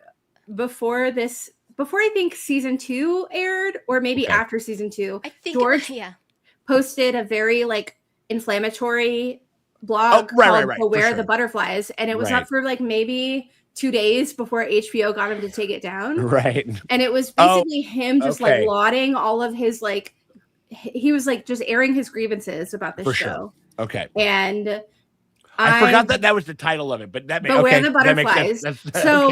So when I saw the butterflies and the moths like coming up from the bushes, I was like, those motherfuckers. Like I was so mad. I was so mad. Anyway, George was right. That's all I'm gonna say. Yeah. That's all. And then listen, sometimes that's all that needs to be said. Okay, cool. Yeah. That's the nice little list of MVPs. Drace's MVPs for this episode. What do you got? I mean, I know. Who is it? I'm legally obligated. Yeah. To go with my guy. How's Dustin? Roddy the Ruin. You know, somebody mentioned earlier how it's kind of crazy how like we went from like hating Aegon to like all of a sudden like cheering for his return or whatever. And there was a really big part of me that was hoping that Aegon and Aemond would like just show up to Tumbleton. I knew it wasn't going to happen. He was pitching it for a minute, like, for sure. How fun would that have been? That would have been crazy if like those two just show up, as like rogue actors, and everybody's like, wait, what the fuck do we do with this? I love you, now? Chibs. Chibs, you're the best. Right. So like, I think Aegon might be my guy this episode because like he was just like, the two things I loved in this episode are both those two characters were like just this like, I want this moment. I want Roddy wanted to die, and just the pure joy, but also euphoria, even disappointment where he like did his goal and he's like, well, doors open. Doors open and doors open and we're still fucking alive. You know what I mean? Like, well, oh my god, let's go do this. And that's why he was so excited. Yeah, he's like, oh, lost an arm? I don't care. Yeah, like, let's absolutely. Just keep going. Also epic. Like if your goal is to die in battle gloriously, he did it. It was just I killed the guy. Yeah. Then a dragon came above and roasted me. That's just like That's just like That's a winter wolf win. So good, 100%. And Tom Glen Carney was so fucking funny when he was. I love you, Tom Glen Carney. Yeah. I was supposed to enjoy this, and Aemon is just such a little set. He's like, also, who the fuck is that? What? This is not how I thought this was gonna go. He literally shushes her. He's like, he can't, and he just goes, like or whatever. It's crazy. Like no, there was this amazing like buddy comedy of like the sound design again, where it's like. when Aemon's just like, yeah, I coveted what you wanted and I judged you unworthy. And that, like, you hear Sunfire in the background go oh my God, he admitted. Yeah. Like, literally did oh my God, he admitted. Like, in the background. And Aegon's like, well, that's not fun. Was it my God, he admitted. Right. It was like peak comedy, like the sound work on that. I'm sorry, that was like. That moment was one of my MVPs. Was that like that little like Sunfire aside? I am alive. Yeah, I'm alive. Like, yeah, no, I mean, like one of the probably one of the best. Just it's like he's the Ludacris of this fucking of this show because like with Ludacris, one of his superpowers as an MC would be I'd say probably him and Busta Rhymes. Guy like dudes for like were their ability to bend like words and language to make them really kind of sing and say something or whatever it was. It's like it's like there's nothing to worry about. It's not that. It's like there's nothing to worry about. Like you know what I mean? Like that's and that's kind of what he did here. Where he goes like I'm alive. Like there's so many ways that you could do that, and it was he was so completely and utterly locked in on the tone to which he's like I am at least from the jump one of the biggest pieces of shit of this entire story and that's saying something and he has wriggled his fucking little fucked up melted faces back into at least an element of our good graces in the sense that I'm like, this is a great arc. This is incredibly entertaining. And like, just, I mean, that is where I'll give props to him and the direction. Like the needling of like us getting back into a bar to which is like, and I think a large base of the fandom was like not really digging or trusting this fucking little Weasley piece of shit. And now it's like, among like the parts that I'm looking forward to the most every week whenever we're cutting back to him and stuff like that. It's a testament to the strength of the performance and like, yeah. And just fucking totally crushed it. I mean, I from here on out, anyone that has watched this show, all you gotta do is be like, I'm alive. And then they're gonna be like, oh my God, I know that was like one of the best things ever. Like everybody's gonna know it. You know what I mean? Like text for like, hey, text me when you get home so I know you're safe. GIF, is just gonna send that GIF. And I love that for us. 100%. And also that scene, I think was my favorite scene, but because we also got like crazy deep lore drop. And somebody mentioned it earlier in the chat where it was like, oh, Alice is what? She's a whore. She's a whore. She's a whore. Oh my god! Like the fucking Reddit theories that nobody asked for, but they still somehow decided to give it to us. Like, yeah, what? it came in. Like like that. Wait, you're like, like who how was old are asking you? for this? And Yeah. Alice is one of my favorite characters in the entire dance. Like, I ride for that bitch hard. Like, don't get me wrong, but like, I was like, why do we need this? Do you not like it? The fact that we're demystifying it, and do you not enjoy it? No, it felt like I was watching it and I was like, did they just like read Reddit theories? Like, oh, I don't like this is like there's no textual evidence for this, first of all, which I'm not mad about. Like, I think it's really fucking cool and I love that for her, and I love that as like a story of like the haunted house vibe of Harrenhal, because she's literally like the fucking ghost that's trapped there. And she's been there forever, and he's a granny. Exactly. She's just in the background, and Yeah. that is an actual like really like it reminds me of like the rat cooks, like And it's you are so- being punished for Yeah. And that is honestly the most George part of this entire episode, but I was just like, how does this relate to anything? Like, this would have been so cool if you had given it to us in season 2 when she was introduced, and we knew and the audience didn't, or the like characters didn't. Like, that would be so cool. Just but a instead, side, give us it's a just side do a backstory, like a Yeah. little tiny thing. And then it's like, I don't know, because I'm like, it is an interesting story, but it's like, you didn't even need to say that it was like like one of the family whore, like they're called house whore. Oh wait, That's why I was screaming out, "She's a whore." She's a whore. You were doing your best Goodfellas, like recounting. Harren like, Whore is great. Yeah, it's Harren whore, and so like I like when like she revealed, I'm like, "She's a whore." She's a whore. Like, sorry, I've been like in my head. She's like, are you a whore? And then she gives you this, face. Also, shout out to the sex workers. I'm Harren's whore. They're Harren's whore, right? Harren's what? Like over there. Harren of House Whore. That's his Harren name. of House Harren the Whore. Black of House That's what I'm Whore. saying. There I'm we like, go. no, I'm not calling her a whore like as I know. sex wise. I'm I saying know. I know, just just love funny, that the like- last name is I can go full Jersey with it. But I'm like, I didn't need her to be a whore. Like she could have just said, once upon a time a dragon burnt a boy, and like just make it a little bit more mysterious. Like, you don't have to say that I'm definitely the lady. It's a long from... time to wait. It's a long time for this like awesome 150-year-old mommy pussy to like to wait.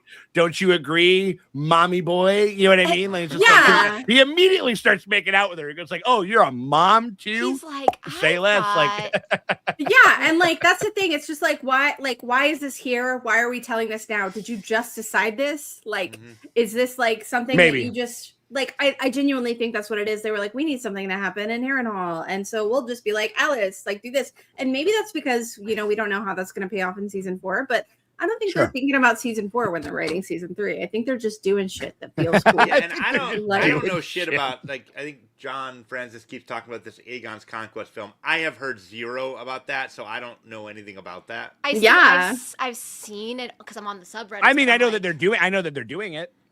I haven't. I don't know. They're doing it. They are doing it, and so, the guy who's doing it, I'm really excited about. Okay. I'm trying to remember. I've had so much wine, and I'm not going to apologize for that. Well, the show made you. Yeah, truly. I was like, I texted Jocelyn, friend of the show. Hi, Jocelyn. I hope you're watching. Yes. And I was like, girl, I'm drinking wine about this season tonight. Like, yeah. Hang on, Aegon's Conquest. Oh, it's what's it? House of Cards writer. Yes. Oh, he's from Andor. And was a writer on Andor. Yeah. Bo Williman. All right. That's why I was hype about it. I was like, Andor guy, we got it unlocked. We're fine. Yeah. Less House of Cards, but more Andor. But you know what I mean. Like, you know what I mean. Like, it's all good pedigree. It's all good stuff. You know what I mean. Like, okay, that'll be interesting. Yeah. Well written show. Bad guy. But don't blame the show for the guy. The guy was at least Henry Cavill is too busy doing Warhammer to do this fucking show. Bro, I am fucking God. Can we make a moratorium? Just stop fan casting Henry Cavill and everything, because it's like, we're done. I can't. Henry Cavill is over. This over. is gonna be a spicy take, but I would like who's the guy from Legion? Dan Stevens. I want him as Aegon so bad. That'd be sick. Actually, he Dan could do Stevens like a can do haunted. Yeah. He can do a freak, and I love Dan Stevens. I would trust Dan I Stevens with love Aegon the him. Conqueror. Yeah. And I'm like, he's always been my Aegon the Conqueror pick. 'Cause I'm like, people think he's big, bossed up, buff guy. I'm like, well, what if he could still be ripped, but like he's kind of like unhinged, haunted. And, has two angels on his shoulder. Pulling there we him. go. I think also Boyd Holbrook could be good because he was the Corinthian in Sandman.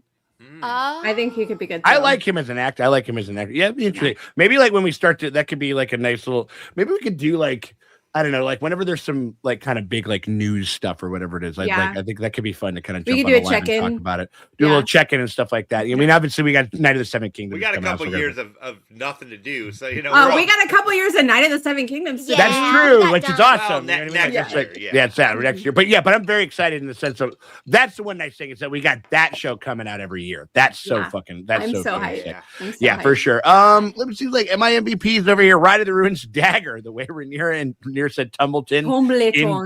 Dumbleton. And Helena's tapestry of herself falling. That was tea. Was beautiful. It was a lovely tapestry. I mean, like, it was very hanging nice. up by the orgy posters. There we go. Gotta have a little. Yeah, we have to give out 2 tissues with that shit. You know what I mean? Like one for the tears and one for the other stuff. The MVP. Who else needs to do it? Do we do MVP? Draces, you guys got your MVP? What you got? I think I was saying. Well, one of my MVPs was the Egg on Sunfire comedy duo. Yeah. Yes. Corley's for having an actual plan that I know no one's going to listen to, and they were never going to do it. Okay, I wanted to ask They were never going to do it. But what did we think about this? What did we think about this plan? Corley's plan was good plan. Yeah. And like if Rhaenyra would just have a good council of like people that like would be like, hey.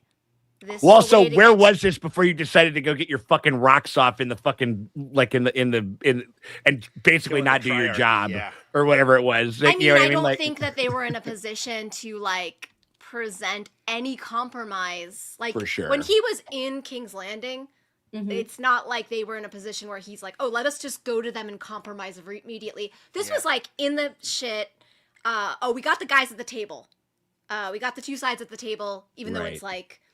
Damon was never going to go for it, but I'm like, no, this was and he probably had it on the back burner if we ever come to a stalemate, if we're ever at mutually assured destruction, here is a path. As I'm like, okay, Corlys, you actually are a good hand. I mean, no, he's not. He's kind of a shitty hand. He's a shitty hand, but like he's a real strategist. Like there's a reason that he is this snake. Yeah, I think it's one of those things where I'm like, fuck, like if we could have like had a single follow-up conversation about like when we were gonna name the fucking kids, the when we would legitimize them and shit, you know what I mean? Like then we could have maybe had this Corley's like kind of hanging out because it's like it's good to have an option. You know what I mean? Like, hey, listen, I'm not saying that we do this. I'm not saying that we go whatever, but like, here's another plan that, doesn't involve like, whatever it is. And we still get to do all the stuff. You know what I mean? Like, legitimize the sons. Corlys never leaves. And then when we have the stalemate at Tumbleton, that's when we can just present, hey, let's find the most, oh my gosh, the balloons. I don't know why it's happening. I love it though. It's so good. Someone's saying that his plan only buys temporary peace, and I'm like, yeah, that's fine. It'll get us till we'll fucking we can negotiate. Get there. Like now, we can just like do temporary peace and then figure it the fuck out later. Like, yeah. I think that's my MVP was for this episode was Corley's plan for the whole season. The dragon sound design. Paula Fairfield. Because it did everything comedy. Like, I'm sorry that Paula, you did that with that in the middle of like an amazing comedic performance. Yeah. To the sound design is also this little button of like, bump, like becoming like an organic part of the scene and having it make like you wonder. I have to go back and like look at the inserts of the shots and stuff like that. But it's like you wonder if it was written. Paula is creative enough and intuitive enough that could have been like a note where we're like, hey, that could actually be something kind of funny, like that we do. You know what I mean? Like absolutely. Yeah. I mean, it's like it's one of those things where it's like they're good enough that you could see like Paula's good enough at her job that you could see that being like a note from her. You know what I mean? Like, but also it could have been in the script too. Who knows? Like, I mean, like a lot of ideas come from a lot of different places. Episode MVP. I think we sort of already did it. I mean, like it was gonna like we talked about it. Todd Glencarney, I think, is for me. This is like the Cinderella's tale, like of this show, of me, like of a character that I didn't care about, like don't enjoy, like didn't understand the appeal at all. Like even like he was kind of pathetic, and there was kind of like oh yeah, I kind of feel like you kind of made me feel a little sorry for the guy until we got to like the sex pest like stuff of it, and then that really fucking turned me off. And again, to make an element of like the fact that we have this character is like, I was like, I can't wait to see what this motherfucker's doing. That's big. Like that's a really crazy achievement. And then also shout out to, I think, another MVP that I got to try to find, but I'm going to need a visual aid to, in order to actually kind of nail it. But it's but shout out to, like even Westeros gets its own little kind of like, it's a little like kind of like America moment where we get like an unhinged fucking like speech that nobody asked anyone to do or whatever it was, like in the middle of nowhere, that doesn't connect with the supporters, doesn't connect with the naysayers. Loved that. But this one, there they are. Hold on one second. I'm going to find it. This exchange from like, this was giving like during COVID, Trump's fucking just rattling off about putting UV light in your blood and doing whatever it is. This whole fucking like it's like, are you hearing this shit? Like, like I just thought that this was literally when Emma did this, I was like, oh my god, they're doing Trump. They're doing Trump. Yeah. Oh, you think so? Yeah. Yeah. No, because I'm like, when I was saying, let everyone know, this was not how you do that. I didn't mean it like this. I'm like, this is like... No, because we had thought about like, well, this is what happens, like where you got to start, you got to just start paying a bunch of people just to like, you get a bunch of puppeteers to start to tell you, to start to sell this story. Like, have you ever heard of Aegon the Conqueror? This is what happened. This is where they come from. You really make that, you get that narrative out to the people and stuff like that, and then you start to sell the story, and then it's gonna be harder in the South, but the Northerners, like, they are primed for that. You're like, oh no, there's a great winter coming. I know y'all know about the great winters. Like, there's a real one coming. Craig Stark literally like made mention of it, like I think in season 2. That's why, the King of Winter, like the king, he bent the knee was just because he's like, they take that shit serious. There's no, they built a gigantic freaking magic wall for a reason. Yeah. And so, like, you got the North, so you just need a freaking magic wall. A freaking magic wall is not for nothing. Jersey Morgan. No, it ain't for these like Massachusetts, Masshole Morgan over here. Like, listen, it ain't to keep out like random wildlings. Oh, I got a freaking wall over here. Hey. Oh, okay. So I think you're talking about this. It's like they cannot fulfill it. They cannot. The high power line cannot fulfill the prophecy. I am the only one. No one. I am the prince who was promised. It's like no one can. Everybody else thinks that they can stand on the throne, but they don't really know what the throne is like. See, that's the thing that people tell me all the time. They ask me all the time. It's like, did you ever cut yourself on the throne? Did it ever rebuke you? I said, usually I asked the throne. It was like, I said, have you ever heard of it? Have you ever heard of bleeding on the throne? I did that to all my thrones. I've done that to all my thrones for all time. That's what I do. Okay, let's not talk. That is you're right. And then she shot her pants, and that was a power. Right? No, the poop. Right? Yeah, I was like, yes. Yeah. And then like again, like Rocket. Well, no, it's like we'll see how you nullify blood on the throne. You also have to poop on the throne. That's how you even it out. You go like, oh yeah, oh fuck me, fuck you, my friend, and then you just take a big old shit on it, like just like our current president whose mind is made of sawdust and peanut butter. So I think somebody had asked my first MVP. I think like a big obvious one was like Tom Glenn Carney. Like I think just just like that. Again, when you got people like I think regardless of however you feel about the season, like this, it's gonna be one of those lines and one of those things that everybody's just gonna be, and a GIF. You know what I mean? Like it can pierce. I think there are gonna be people that see that clip and see that meme that don't fuck with the show. Sure. Do you know what I mean? But also, it didn't feel like a cheap Nope. season 8 like laugh line. No. Right. We weren't talking about. It felt real and earned and like a choice and like fun. Right. We weren't talking about liking bad pussy.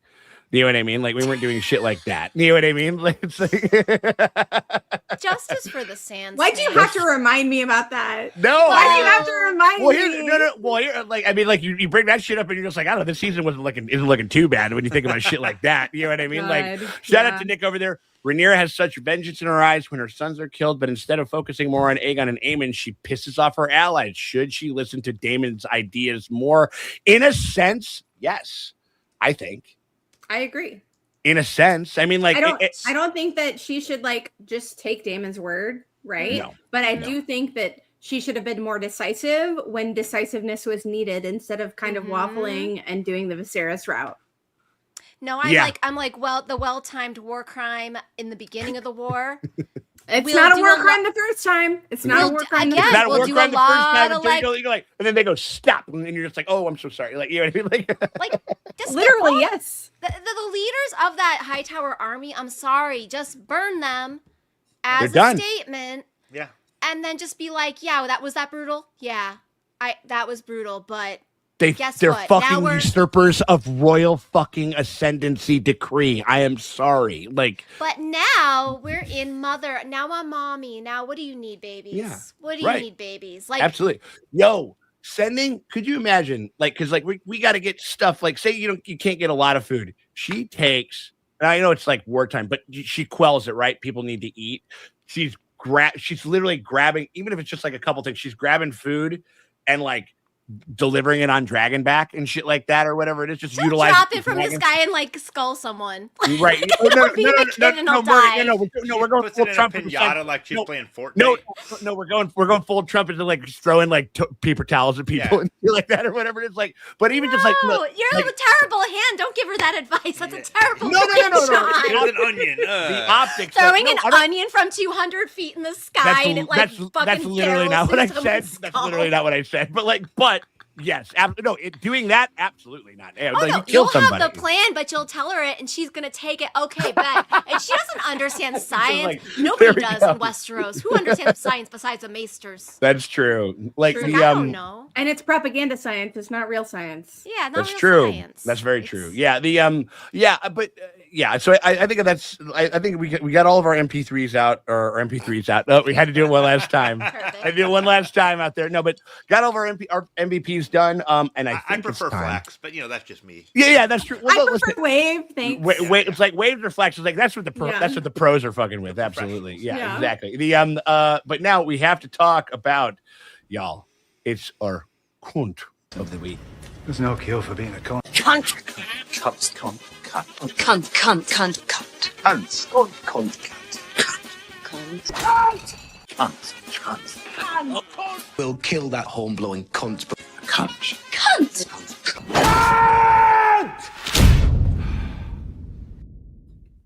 Oh man, it gets better every time. I wish I had gotten to it a little bit sooner, but hey, y'all, better late than You had never. like 3 more this last. I know. episode. Every time somebody said "cunt" in a really good way, I know. Sean. If I had had a bit more time, and if I had, I go down to the bar to make sure that everybody's got what they need. It's like, it's like a Monday show. Sometimes like, like Rockin' a Solo, we don't have a bar 2 coming in. Oh, we have 55 pre-sale. Cool. I'm bar back. I'm going to bar back for the rest of the night. So I had to basically do a whole shift yesterday, whereas I would have been editing, would have been doing whatever, would have been putting together, popping some more cunts in the thing. But listen. A thriving music scene is actually the cunt of the week. I say that's a slay for all time. First. That's a slay for all time, absolutely. But it's our cunt of the week, everybody. And so I'm gonna ask the Draces, y'all, who would be your cunt of the week? And if you guys want to, maybe the cunt of the season as well. But like, let's kick it. Let's keep it towards the episode at first. If you guys have one for the whole season, you guys can hit us with that. What are y'all thinking over there? I mean, my season is Ormond. Yeah, in the best possible way. This is like flattery because he was so good at being a cunt. Yep. Yeah. Just what fantastic. A great villain. What a great villain. Honestly, just like kind of pissed that I think it was. I was happy. It was a good death, but it was a great death. I think where we need to go. I think we just need to kind of like clear elements of the board now that the brothers are like back in league with one another in a sense. You know what I mean? And now that like we're kind of, it's the primary, it has to be all primary players and shit like that. But he was a fantastic, like, I'll tell you this. I don't think that there's been a single actor that's come on to like this is I don't think it's necessarily like a similarly like as in him becoming a sensation, but as far as his effect on the show and how potent his like kind of personality was, we haven't seen anything like this since Oberyn Martell and Pedro. That's true. That's like true. Where it's like where somebody comes like, where somebody like aura per minute on the show. Yeah, yes. absolutely. Yes, I mean, as far as just a palpable presence and like among my favorite things to watch now in this show and just kind of coming on one and done, and then you're out of here. You know what I mean? Like I thought it's a very entirely show invented too. I will give them props. Yeah. Really, really, really good stuff over there. But yeah, so that's it. So is it serving or is it both? Both, right? Both. I love that. Yeah. I joke a lot about it, but like putting kids on the wall, come on. Like brutal, dude. Like absolutely, man. Like that was. I wonder, crazy. like, I was thinking, like, did Gwen say anything about this? Did Darren say anything about this, or are they just like, that's a scene? That's a Norman, scene. like, you know what I mean? They're not so good at standing up to me, even though Gwen's a better fighter. Yeah. But I guess because he's short, he thinks that. I don't know. I'm like, just like kick the shit out of him once. But that's just one of the. I thought there were a lot of inconsistencies this episode that really were kind of glaring, and I think that was one of them for sure. Well, like, no, so they were saying there was a conversation where it's like he has plans that I don't even know about. They kept saying that. They were like, was that about the kids stuff? I think that's giving them too much credit. No, and the Ulf and the kids. They were like, "What's his piece? Oh, there's his." No, piece on the board. Ulf was the big. That was the big like. That was the big like lay the river card down and take the pot home. Type But moment, I'm kind of like we like, didn't see Gwen like. Too many things happened off screen this season. That's my beef. No, and then that kind of comes down to comes down to our like it's like that's we my forever cunt of all seasons is like of every week. Forever I was about to Morgan fucking took my pick. Like I was about to say. Sorry. No, it's all good. Shit. No. I mean, I'll say that. I mean, like in the sense of like my cunt of the week is like again is in the fucking motherfuckers who are just so tone deaf to the ain't broke don't fix it crowd. Like I am so sorry to fucking inform y'all that you need as much real estate in runtime, in ability to fully flesh out your cast, to fully flesh out their dynamics, to have things have kind of connective dramatic tissue. Like you need, those are precious minutes. And some of our favorite fucking like moments in like the original GOT is like, sometimes it's just fucking like just Peter Baelish and fucking what's his name? And Barry's just pissing in each other's ear. Like, you know what I mean? Like, granted, we're adapting George's words and we're adapting his dialogue and stuff like that. Sure. But that as an ethic, it is so fucking essential. Like that. I agree. Yeah, you need catty bitches being cunty at each other. Exactly. Sure. And so I think just like I think elements of that, and then just like making things track a little bit more, where it's like, oh, like Bela and Alan are fucking getting married, bro. What like the that or whatever. fuck is that? You know what I mean? What Like the fuck is that triangle? Where did it come from? You can do the triangle. It just has to be properly set up. It just has to be. There has to be a little bit more there. And there was just a lot. they would ask a lot of you as a viewer. Like in a piece of long form storytelling, this is the shit that we shouldn't have to beg for. Sometimes, like you do that in movies where it's just like you just kind of push forward. To accept it, yeah. Well, or just like it's like this is like the act 2 and some time has passed and shit like that or whatever. Can we get Jenny's comment highlighted? Let me see what you got. She didn't pay for it, but I no, she gets a bunch of free. Gets all the freebies. Where is it over there? It's the latest one. My half uncles and me. Yeah, like it's that. It's that they kind of forgot that they were related and they did not address it. Yeah. I mean, it's old Valyria. Like both houses are from old Valyria, so but they needed to. But do Valyrians fuck with that hard? But we needed to like. We don't know. We only know that the Targaryens do. But they would need to have that like somebody conversation. Yeah, where it's like exactly. old Valyria was weird. Yeah, because I understand the Targaryen thing is so that we can dragon ride. You could be like, you can get me there if there were people talking about old Valyria and how fucked up they were. Like have a scene where the Septon is railing against Valyrian blood magic, right? Yeah. Everybody was fucking their uncles on that, like over there, and like or something. And then it's like, so then you could sell me on this whole the Valyrians and the Targaryens. Both are cool with incest, right? But I mean, I don't know, wouldn't it be? Or wouldn't it be crazy? Wouldn't it be crazy? It'd be that. How weird if that would be like for like a wrinkle. Okay, I will say that in history, the Valyrians have never been on record as marrying brother and sister. Only the Targaryens have. Okay. Interesting. But like cousin fucking just in our normal world of the aristocracy is a thing. Yeah, right. and so like. In the world of Westeros, cousin fucking is not considered incest. Like that is considered a legal match. But then it's a half uncle thing. So it's a little dicey. But you know what I mean? Like if you are a Targaryen, you would not think that an uncle would be weird, especially since your queen is married to her uncle. But Alan would think it would be weird.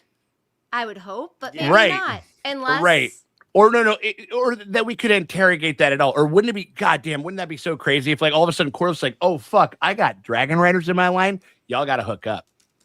Wouldn't that be fucked? His like ambition or whatever it was, like, you know what I mean? Like, or something like that. I don't know. I just think like it's there's a lot of interesting. They literally did not give a fuck about. We did not interrogate it at all. Like I like the performances. I think they were all kind of given their screen time and stuff like that. I really like the actor that plays Alan. I think he's really great. He's got a great voice. He's got good presence. I kind of like low key believe him that like he doesn't have ambition, but he is once he fucking kills the Pope. And then he's like, oh fuck, I just killed the Pope. You know what I mean? Like I'm into like I'm working at my queen's behest, but like this is like we're all side eyeing the fuck out of it. Poor baby just ruined his life right there. But I know, man, it's so crazy. Gotta be down. Where's our bar in Chicago? Oh, hold on. We're gonna say where's our bar in Chicago? Our bar is in Logan Square. And you're on, and also you got Google, baby. You just Google that there Burlington Bar. It'll tell you exactly. But it's in Logan Square over there, up like kind of off of like Milwaukee Avenue. You didn't have to spam the chat to ask the question. It's okay. It's all right. Find the blue line. It's fine. You're just gonna get. You get it in there, but we appreciate. But we're over in Logan Square. You want to come over and hang out? Yeah, for sure. But yeah, so that would have been my cunt of that's the kind of the episode, and that's the kind of the season, kind of like more so. And I think who was it? Big episode, like kind of the season. Not enough walking talks, a lacking of a walking and a talking. You know what I mean? Like, and that was the stuff like the Bela and Rhaenyra scene was that it was like trading barbs and confronting one another. We could have had that episode. We could have had that scene a couple episodes ago. I mean, I know there's so many scenes and episodes that we could have had and we didn't get, and we should have gotten. Right. Yeah. It's like we got Voodoo's Man forever over there. I am late to the party, but it's great to see you all on my screen. It's great to see you on our screen and in this. It's great to see you. We're great on your screen. You're great on our stream. We appreciate you, big dog. Thank you. We're so happy that you're here and you're seriously. You arrive precisely when you mean to. Absolutely. Exactly. 100%. Yeah. Okay. I think we got was that Morgan's kind of the week? Yeah. How about you, D? What you got over there? Yeah. it's gonna be real hard for our boy Ulf to come back from this one because he just Yeah, burned dude. both sides. He did nothing wrong. But I know, he's but, right. Right? Nope. But, no, but Nope. he, Fuck these highborns. Fuck these highborns. he's like, Nope. fuck all of y'all. But like, what is he gonna do now? And Yeah. like, I was all on board with him. No until call, no show bullshit is like crazy, dog. Yeah, Yeah. no, that's true. That's true. I do not condone that in any way. But also, like when he's getting ready and he's just being kind of a shit to the people that are Dog. like helping him out. Oh my god, yeah, he's being Acting the like most a highborn, misogynistic person. cosplaying like a highborn. All those people were terrified. They weren't there Yeah. because they were like chilling out with him. No, He's they like were getting- afraid of He's him. like getting in their face and saying "bitch" in a kennel. Yes. No one's laughing. Dude, No the one's doing way shit. that he said "bitch," He's was holding. offended. He's holding those people hostage. Like, Okay, like- that he was wrong for. Yeah, that was like, I'm just saying, like, when he's fucking up the fucking armies, I'm like, yeah, because neither one loves you. No one Yeah. loves you. no, True. there's nowhere for him to go now. No, and He's a there's man nothing, without and a there's country. and there's nothing to love. I mean, all this kind of sucked ass from the start. Like, even Sure, but but it is what it is. You know what I mean? Like, and I understand the reason, and they did a lot to make me feel bad for him, like the way that Damon treated him, the way whatever it is. Like, but again, it was so funny, like how some people were just like, it's so crazy, and like how he would turn around and do the exact same thing to Damon, and I'm just like with Ormond, you know what I mean? Like when he like literally does almost as much, if even worse, you know what I mean? Like, granted, I can understand, like, because Also, he's- Ormond, you're a fucking idiot. You know who this guy is. Like, Yeah, here's the thing. that's your big move. This Morgan, shit- hold on, Morgan, are you trying to go on record as in he should have told him not to go to the tavern? No. I'm saying you're Ormond. You have like his drinking buddies that you have selected personally Yeah. that are gonna just like your most charismatic soldiers that you got. Right. He wants to go out to the tavern Some yes tonight. Anders. You're gonna go with him. If he starts to tip over into gonna sleep through the war, you will have eyes on him at all times.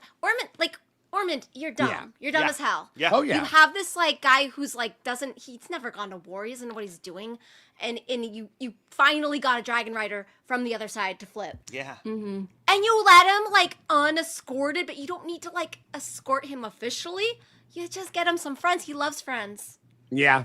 Who No. are I your mean, most hilarious well, captains of your guard. it Like, is who funny are that they? we have 3 bar managers on the stream right now, and we're just like you guys don't know how to handle a drunk. I mean, like, come on, like this is our stock and trade. You know what I mean? He doesn't. He literally he doesn't. doesn't. He doesn't No have one to does do not. hard No one work in does. his life, and Yeah. also like he is so egotistical and ego-minded that he's like, of course this person would betray me. Of course I think they're scum, so they're gonna act like scum. Like he's already prejudiced Ulf in his mind. He's just talking. He's just pretending to talk the talk and walk the walk. Oh, Like, he doesn't 100%. actually give a Yes. shit, right? Absolutely. And we know that, and that's what Yeah. that's why Ulf flips, which I think is interesting. And also they made it really confusing because he flips to Ormond from the blacks to the greens, but then he flips on the greens, but then also it's remembered in history as flipping on the blacks by fucking burning Templeton. Like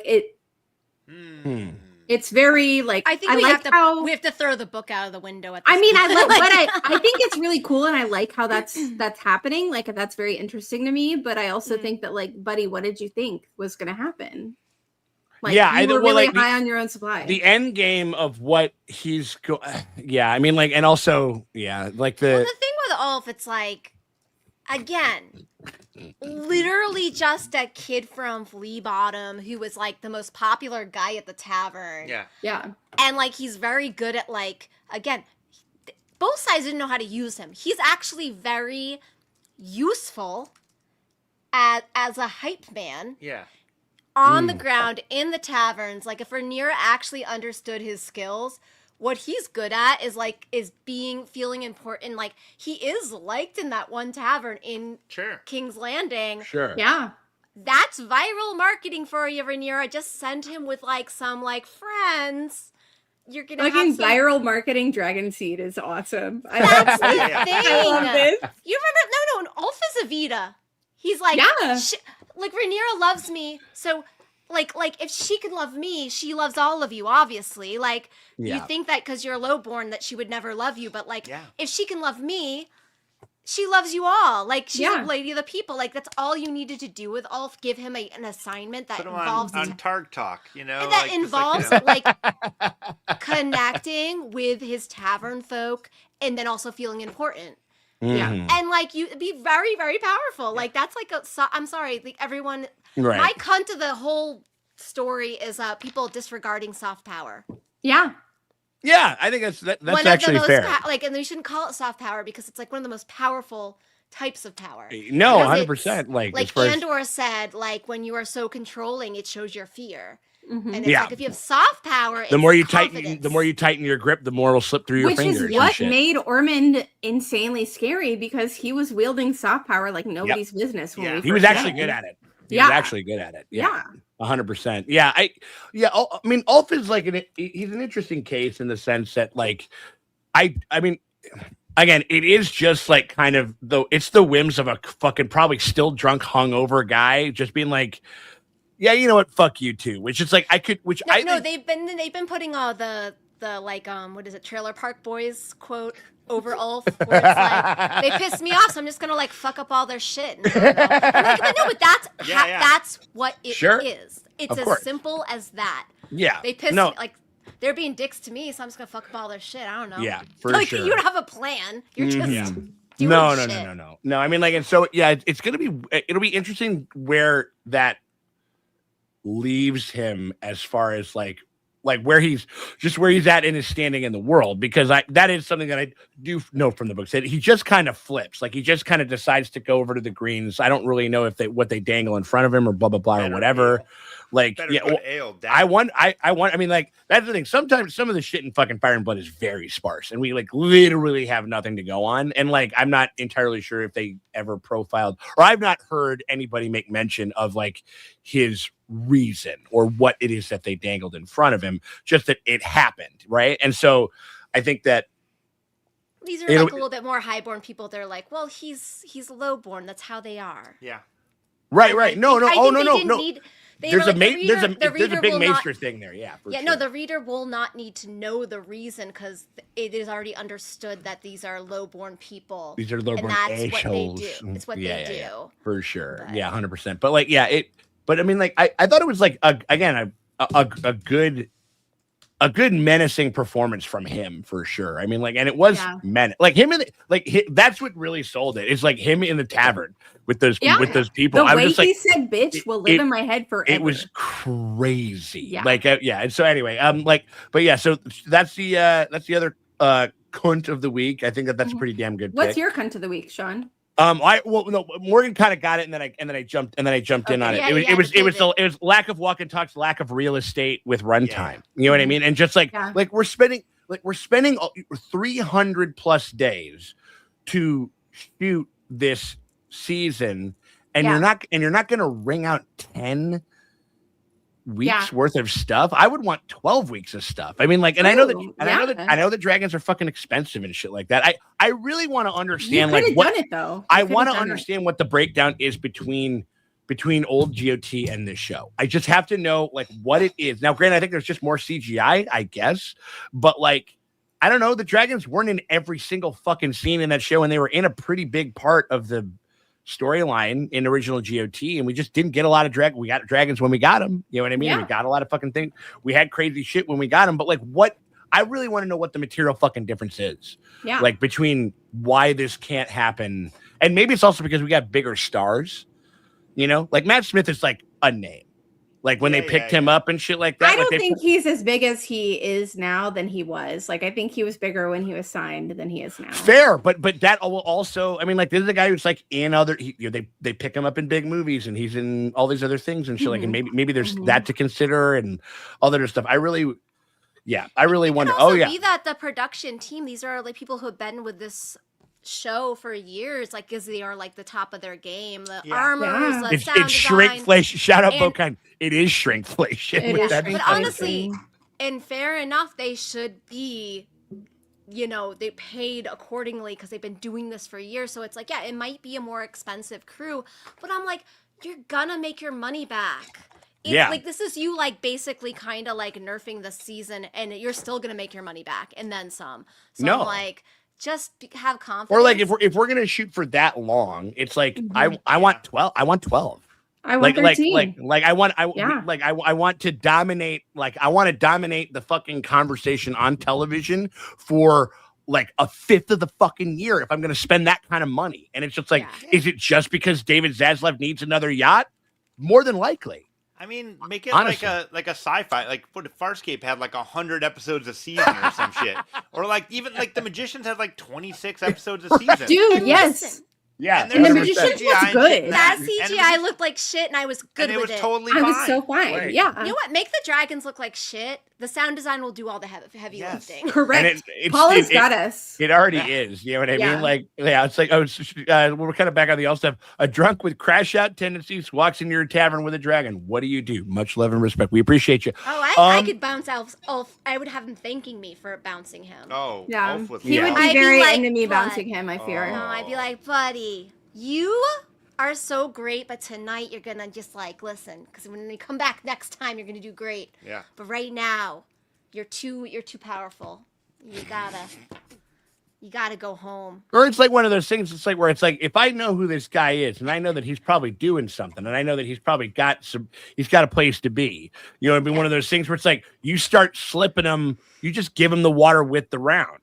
Yeah. Yeah. Oh, 100%. You just give him the water with the round. Just dilute Like, his make the- shit. You make the pass by. You don't even acknowledge it. You just put a glass of water in front of them. But That's it. Make them wait. if they have that boomer energy where they get mad about water, you're Yeah. like, oh no, I can tell you're an adult. Yeah. Like, I'm like, Yeah. oh no, you're an adult. Like, I know that adults we hydrate. Like, I'm Yeah. like, you'd be like, no, are you a that's professional drinker or are you not, my Yeah, friend? What the fuck yeah. are I'm we like, this talking is a about? Like, respect water. Yeah. yeah. No, I don't I give got all water my to tricks. assholes, dog, even though you are an asshole. But I don't give waters to dickheads, dude. Like, I give it to people that I care about because I know you got some, and then that kind of, you got to sort of plant the idea in their brain. An Ulf kick out, like, I think we got to do that whole thing where it's like, you got to definitely not give him a single shred of energy, right? You Yeah. you just have to kind of be completely blank slate. Like, I'm sorry, man. Like, I mean, like, you can almost be like a little almost resigned and just be like, and then you can kind of hit him with, I actually learned this from Paul, who used to work at fucking, like at Cole's Bar or whatever, but I stole this line. It's worked really well a couple of times. We're like, would I be doing my job if I gave you another one? Yeah. Well, the problem. And maybe that can now kind of here's click the something. problem. You know what I mean? Like, There's a what's up? lack of dram shop laws in Westeros because I lean on those dram shop laws of Illinois. There you go. Thank God I live in Illinois. I lean on them very hard. Where I'm like, I might be wrong. You might be totally sober right now, but I got these dumb dram shop laws where I get sued if somebody like gets drunk and falls in a ditch. So I have to be overly conservative, and I'm like, other places aren't as conservative as we are, but Yeah. I'm just kind of like. Yeah. And that usually works. It's where me not- that loses the job if you. it's about me, not you. Like, you're Right. doing great. Yeah. Yeah. There you go. All right. Well, thank you very much for that. Make seasons like Caraxi's neck long. Shout out. Yeah, absolutely. True. I mean, like, no, long, hot, and spicy. Yeah. long, hot, and spicy. Absolutely. Correct. Okay. I think we got ourselves. I think we've all kind of done our cunts of the week. Maddie. Nope. Yeah. Yep. Yeah, I was gonna say not me. No. Maddie has a list like Arya Stark. Like, she's Yeah. I do. Oh my I God. said before we started the episode, I was like, guys, I need to go last for cunt of the week because I have a paragraph. Absolutely. And so that's what I was anteing up for you, Maddie. It was like, cunt of the week, my dear. What do you have for us? Hit us with it. I'm ready. My number one cunt of the week is whoever the fuck decided to write this goddamn season like this. Okay, sick. hold on. I There- just there's a we can name names, but all what right, are we carry what on. are we holding on for? What are we holding on for? Sean. Hold on, I'm getting All right, the magic is happening. No, The keep magic talking. is happening. Keep talking. All Keep right. talking. Well, I was gonna say like the misogyny that Rhaenyra is leading into. What the fuck is Alan doing this episode, guys? Like, what the fuck is Yeah. he doing? What the fuck is Miss Arya doing? Why did she slip off the cart to like go watch whatever the fuck Rhaenyra is doing? Like, Alice, He's in love. who? Like, okay, Ryan Connell, Team Mickle, we're fighting. We're fighting because like.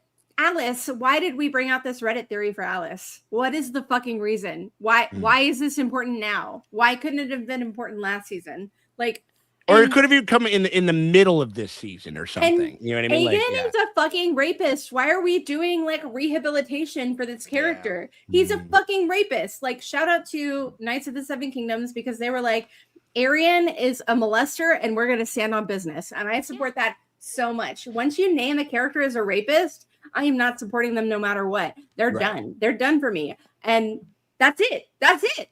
Like, I hated that choice, and I was like, and they didn't even explore it or give they it did nuance. not. None. They were just like, it just has this big roadblock as far as people that want to enjoy this arc, and there's a part of them that can't. You know what I mean? Exactly. And there's this huge fucking flippancy about sexual assault because it's been thrown around the women this whole entire season, and then Roddy did it to Ormond as like a joke. It was a fucking joke, but because it's funny when men get raped for some reason. And it's so this is not what I wanted.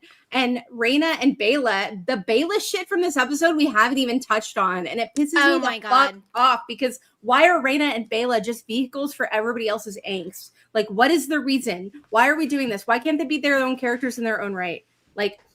Literally, she deserves so much better. I understand that this is kind of the turn for Rhaenyra. When she grabs Bela's face, you're supposed to be like, fuck this shit. But they didn't even give you enough time with Bela to really appreciate that. She has no interiority. She has no character. She's just there for Daemon and Rhaenyra to act against. And why is Alicent suddenly this ooh baby when she was literally the architect of the rebellion? What is going on here? Why they didn't let her be the architect of the rebellion? They didn't actually let her do that. Because the women have no agency in this show. Everything has just been oops.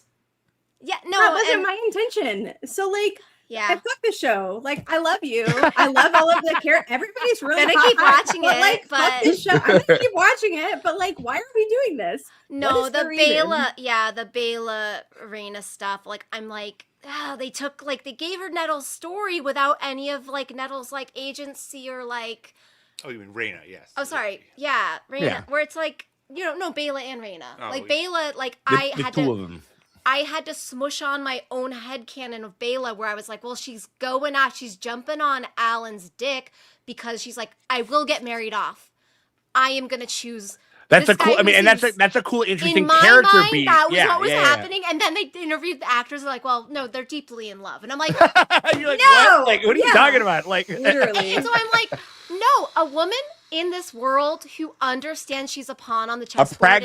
There has to be a pragmatism. I like that guy seems chill. I could hang out with him and I could have children with him. It ain't gonna be a love story, but no one's gonna marry me off to some other random person. Some other fucker that I got no eyes on, no whatever. For myself. Yeah, I better choose for myself. That's an interesting character that tells me something about her. Yeah.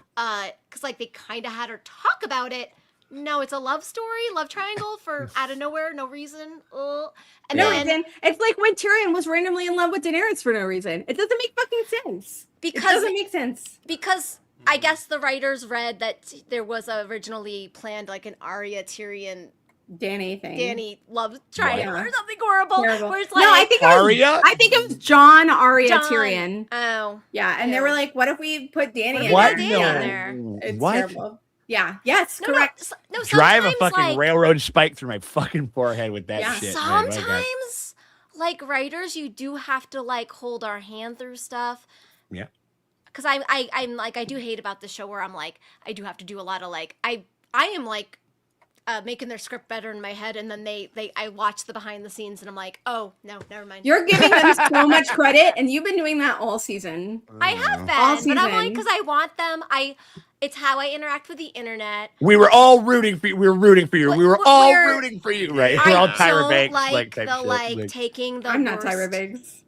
No, I just hate lately internet comments where it's everyone takes you at your worst bad faith, where I'm no, I'm always going to think the good faith argument of okay, I can see how they got there, but then when they say, oh no, we didn't mean that at all. Actually, no, the dumb thing that you were scared that we Yeah, that was exactly. It was just dumb. Yeah, we're doing You know it. what I mean? Yeah, and that was my beef with this season. Like, it really just like showed that they have thrown away all of the nuance that they engendered with the first season, and they're just doing what the fuck ever now. And it is a different show with the departure of Miguel Sapochnik, and I just have to accept that, and I don't want to. Well, I think that because like when we're talking about the first season, I think a lot of our problems are they started in the first season. Yeah.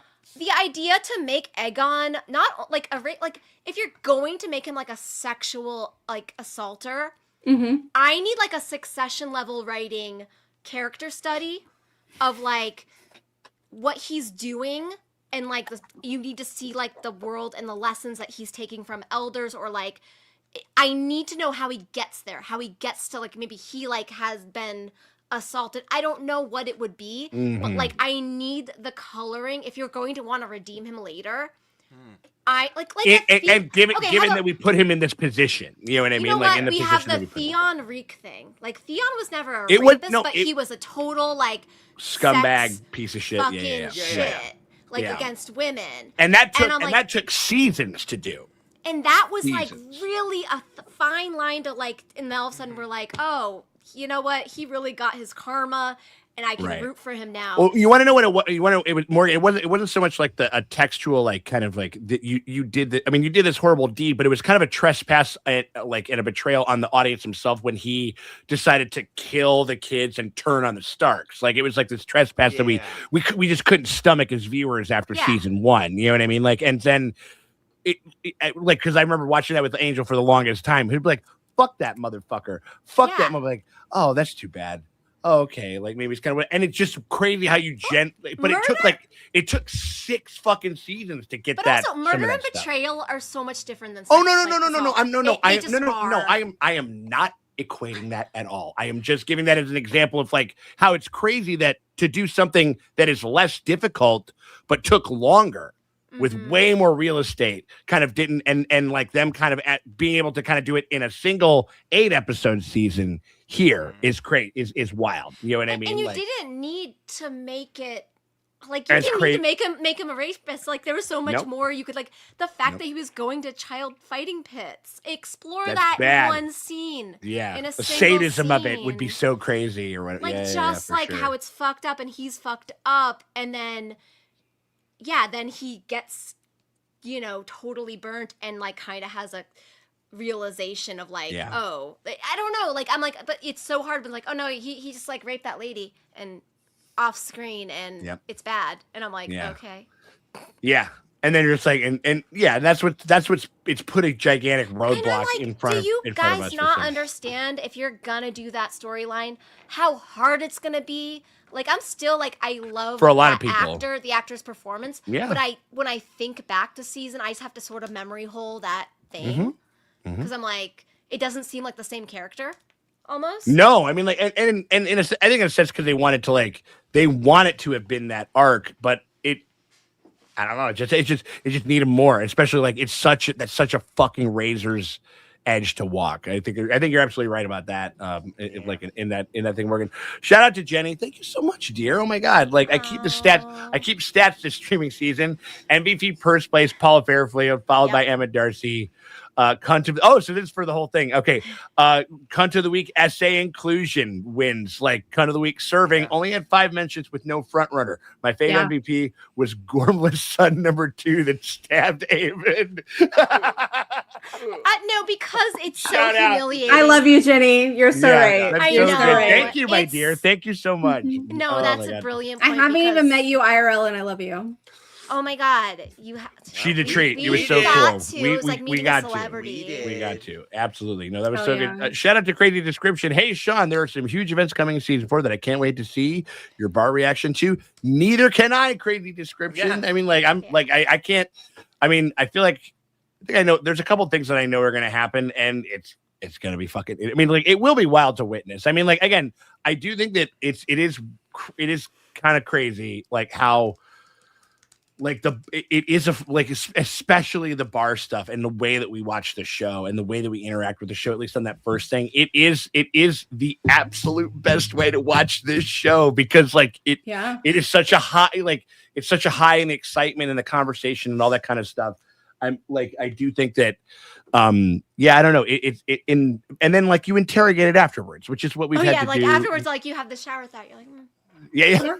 It's the what is it, the 3 o'clock glass of water Hitchcock thing where you're just like, oh, well, it doesn't quite make any sense, or whatever the fuck it is, or it's like, or it could have been done a little bit different, or whatever it is. Yeah. Shout out to Lighthammer. Oh my God, thank you so much, Lighthammer. Never been to the bar. Loving on the Vincent's GOT season 5. My God. Well, you know what? When you do, sir, or madam, or whoever, like, first round is on us. That is a absolute. But you come over and go like I would love just a scenario to which somebody can come over. Hello, my name is Lighthammer 66. And if you want to do Malort, Sean will Venmo me. I will pay for your Malort. Yeah, absolutely. Yeah. Or I'll send you a request. I'll hit you up and like send it over or whatever it was. Exactly. Yeah, absolutely. 100%. Thank you very much. Seriously, thank you, Lighthammer. That means the world. Yeah, and we hope that you do. I mean, it's awesome. It's awesome every time. I mean, like the any more cunts of the week? I mean, there was about 6 or 7 in there. You got any more? Yeah, no, I've said my piece, I believe. Okay. Yeah. All right, word. I mean, like, I think that like, yes, the cunt of the week. I think the cunt of the week is elements of the rushed nature of some of this stuff. I think that it's and just some of the and like these self-imposed like problems that they kind of keep putting themselves in their way. They're like kind of tripping over their own dick in a certain sense. You know what I mean? Like, I mean, it goes back to like George's like blog with the Beware the Butterflies. Because I'm like, I kind of had an existential crisis because when he came to Burlington to visit us. Yeah, he did. And I was like, I'm so excited to see Nettles. This was before that vlog, right? Right. And he was like, and he was like, what I don't know if he knew at that point that they were deleting Nettles. I don't know. And I'm just like, oh no, did I just like wind him up? Or it's like it had to have been. It had to have been. He had to know. Well, I think, or certainly, like. Because people are throwing out ideas left and right? I'm sure it was like he had probably heard a pitch to fucking get rid of Nettles 100%. You know what I mean? Like, and I'm like, now I feel terrible. I'm like, oh, I didn't mean to like. Oh my God! Rub I mean, like, it in. No, well, it was so fun. I mean, well, everything about that was just so bizarre and kind of. I mean, like, because again, you're talking with the guy. Like, just in case anybody didn't know, George R. R. Martin did come and visit us like in 2024 and we gave him a Malort, and he liked it. We gave him a Malort. We gave him a couple of drinks. Me and George R. R. Martin on that liking Malort team. I love this. Oh, absolutely. I love this. I mean, like, it's a digestive. I don't remember what I think. I remember like I think he did a drink, and then I think it was like he kind of took a beat, didn't grimace or anything like that. You know what I mean? Because this is a very worldly man. The guy's he's put a lot of strange shit in his mouth, I'm sure, over the years, like his many travels and stuff. Hasn't? Oh yeah, you know, like, but he goes, but he hit it, and then he just kind of went, well, that's interesting. Like, and then that was it. I think I did the same thing because I got the Auburn, and you made it for me, Sean. Yeah, right. For sure. And so, but I remember there was like that was a really fun. There was an interesting conversation. We had a great time with like, you know, like his assistant Sid was really cool. I mean, and they didn't fucking tell us like very many things to do when he had like. But we did get in canon Daemon Targaryen into piss play. Yes. That was a fact I didn't want to know, but when you're hanging out and drinking with George R. R. Martin and you make a joke where I'm like, figure it out. You know what I mean? I was like, we were saying like about how like, oh, people say team green, team black. I'm like, these aristocrats wouldn't piss on us if we were on fire. And he goes, well, Daemon might if you were a maiden. And I'm like, fuck, that's God of this world telling me.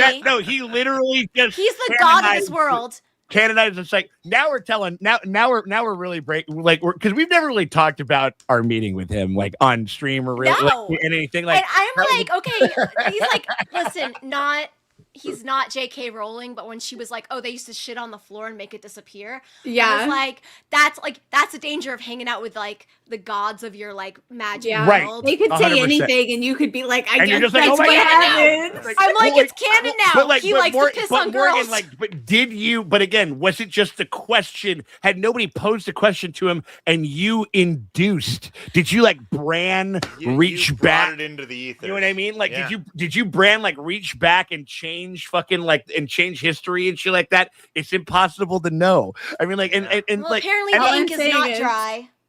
right, All yeah, I'm- we'll see. All I'm saying is that's how we got the gold cloaks. Oh. Oh my god. Oh shit. I mean, like, I think that. You're welcome.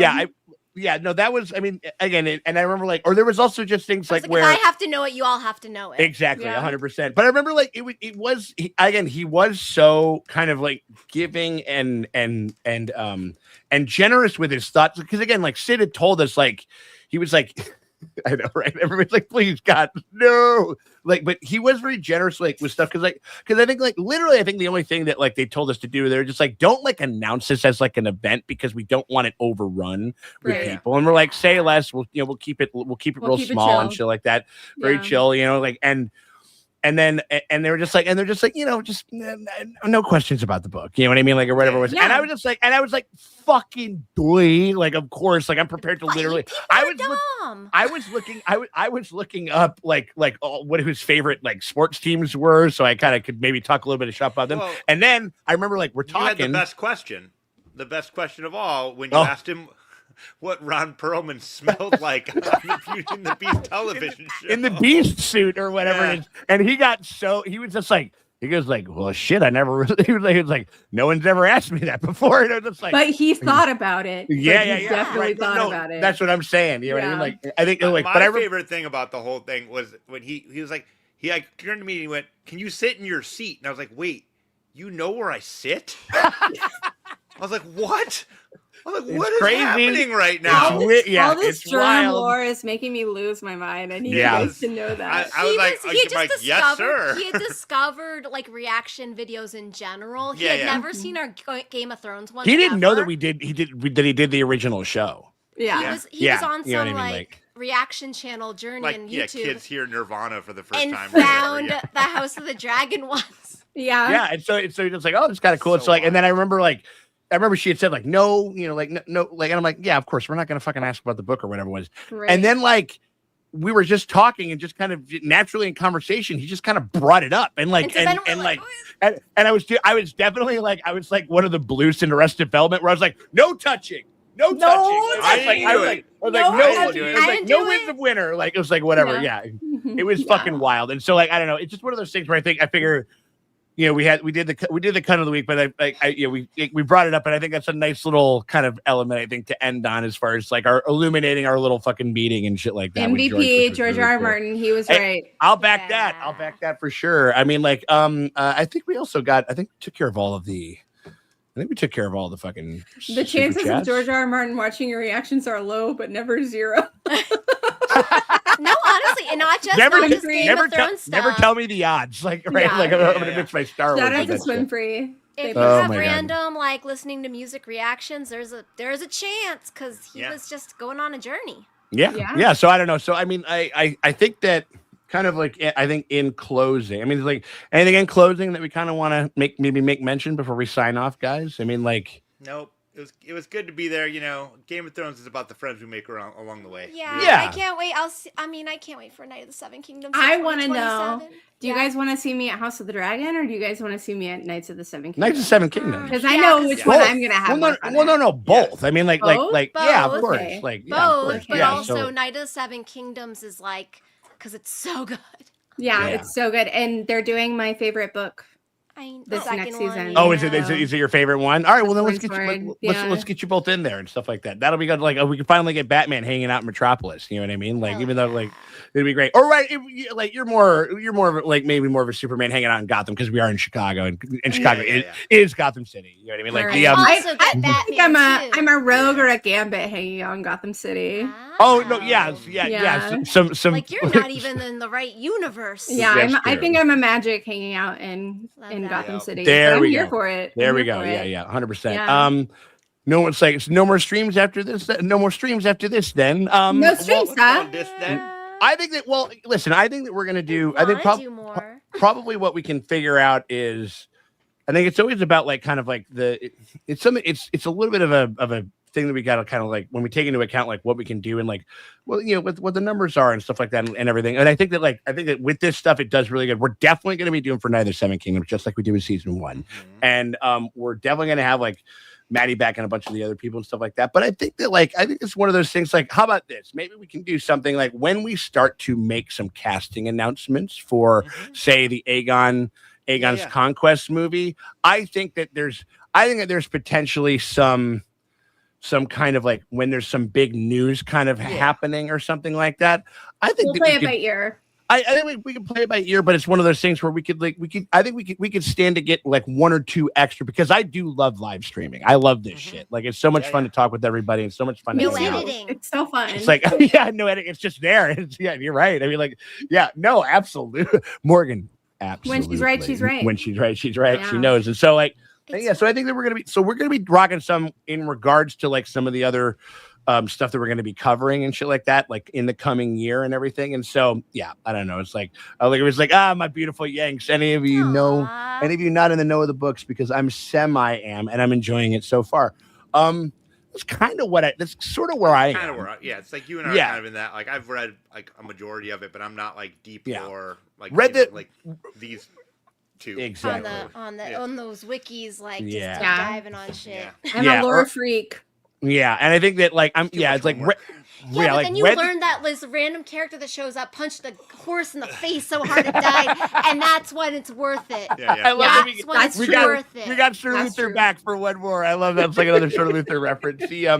No, I mean like I'm very kind of similar in the sense that like I'm a fucking moderator on like in this weird age where people wield spoilers as like currency against one another, and so like I just hear about shit, you know what I mean? And so like there's definitely some stuff that I kind of know in that way, but like read the original books, haven't read Fire and Blood. I'm gonna kind of wait to like kind of go through it all and kind of check it out and everything. So like I think that so that's kind of our experience with that. But again, we just want to say, guys, we appreciate y'all very much for hanging out with us. If you guys want to if you guys want to support us, the best way to do that is to jump over on our Patreon. The link's in the top and comment of the description below. We still got ourselves a bunch of other stuff. I mean, like you get early and uncut access to like everything that we're doing. Basically, like if you jump on, like there's a couple of tiers. You hit the feature film tier or the premium streaming tier. That's a great place to start and stuff like that. If you guys want to get early and uncut access, because we're going to be covering like a bunch of really cool stuff heading out into the end of the end of the year and through autumn and shit. And then we got movie reactions, TV show reactions, a bunch of stuff over there. We hope you guys can be there. Maddie, where can people find you? You can find me on Instagram at Maddie K Ultra. You can find me on Twitter at Maddie K Plays, and you can find me on Blue Sky at just Maddie K. So Maddie K's of all varieties. That's where you. Maddie K's. That's where you find. That's at least that's a good place to start. Yeah, I mean, my dear, thank you for everything. You are like the best fucking co-host and one of the best people to ever fucking do it. And we really appreciate you being a part of it. We need our little, like I came here to fight. We love our little fisticuffs, like fucking blue hair. I told you I was taking no prisoners this episode. I'm with it. No, I love it. That's what I mean. Like, and you got to have that energy because it also gives us credibility. Because it definitely helps to give us. It's certainly me because I'm always just like I like the episode. I thought it was exciting. We're not chills. We're not shills. We're definitely not shills. Yeah. Like, you know what I mean? Like, I think, 100%. And so, like, I think we're definitely not in HBO's pocket. That's, that's true. For sure. No. Shh, Dustin, we outright the show. Oh, I forgot. That's another thing that people say. I was like, dude, it's like, check to write HBO. Wait, I have some notes. Wait, let's talk after this because I was about to say, like, I really wish that they would take some of our notes, like if we did, you know what I mean? Wow. Like, it'd be really, really nice. Oh my god, coming in right at the end, at the last minute. Like, thank you so much. I'd actually prefer a 5-season run of Aegon series and 5 seasons about the old king. I think that's very. Okay. Here's the other thing. There's a golden to me that there's like a pretty fucking like. You think back to like the golden age of prestige TV. Mm-hmm. What are we talking about? We're talking about The Sopranos. We're talking about like The Wire. We're talking about Deadwood. We're talking about, like a bunch of different, we're talking about shit. I mean, even, what was it? Firefly? Yeah, absolutely. Right. And so, and what a lot of those, Fish Police, really the best of the best. Every time. Maddie's like, what? We're old as No. Google fish, please, do like Oh, yeah. the 6 feet under. Yes. Thanks, Trace. No, yes, 6 feet under, tons of stuff over there. But Battlestar Galactica. Deadwood, Yeah. everything. So a lot of the things, a minimum that they had, it was 12 episodes of 1 hour episodes per season, and 5 seasons of those. Every show that I've thought was kind of perfect, they've kind of rounded up like on about that number. 60 hours of TV is about the perfect length. It's not too long. It's just enough. I would say the next time they want to commit to it, really take into consideration just considering like kind of doing, if it ain't broke, don't fix it. And like, maybe that's like kind of like the one thing that we can kind of do. If we can kind of get there, then I think we can get there. My hope for the whole Dunkin' Egg series is like, we're going to get the Dunkin' Eggs when Egg is a child. And George's been talking about doing like a time jump series. Right. When we get to adult Egg, let's do an hour long. Let's do it old school TV rule style, because you'll have a character that everybody knows and loves. So you can have the confidence that people are going to watch what he does, him and Dunk, what they do. People will stay around and watch them because they're already known. I think they were scared with House of a Dragon because these are brand new people. We don't know them.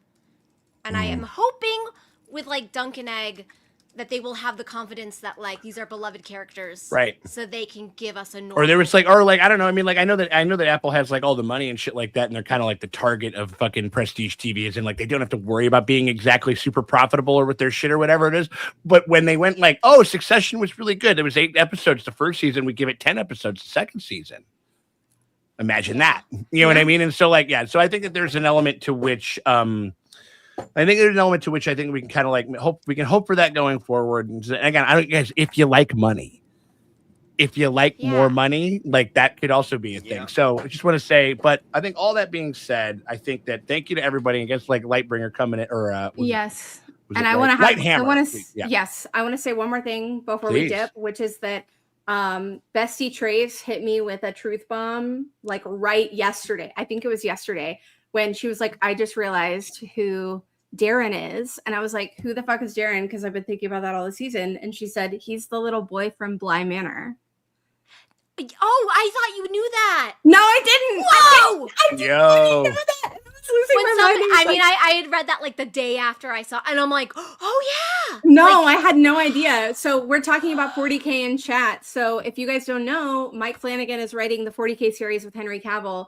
That's a crazy get. That's a crazy. They are so goddamn lucky that they got Mike. That they got Mike Flanagan. You don't even know. I want to see Kate Siegel as a Sister of Silence so goddamn bad. Anyway, doesn't matter. All that to say is that like the 40K, Henry Cavill, 40K, Mike Flanagan, Darren the Daring. We're here. We're back. We'll do it. Let's go. I'm into it. And he loves to recast his people, so that very well might be in the cards and everything like that. That's true. So, again, honestly, okay. So again, just want to say appreciate y'all. And again, the other people, like again, Maddie's been lovely. The Traces, always a pleasure. Myself, I'm kind of here, but also you guys in the chat.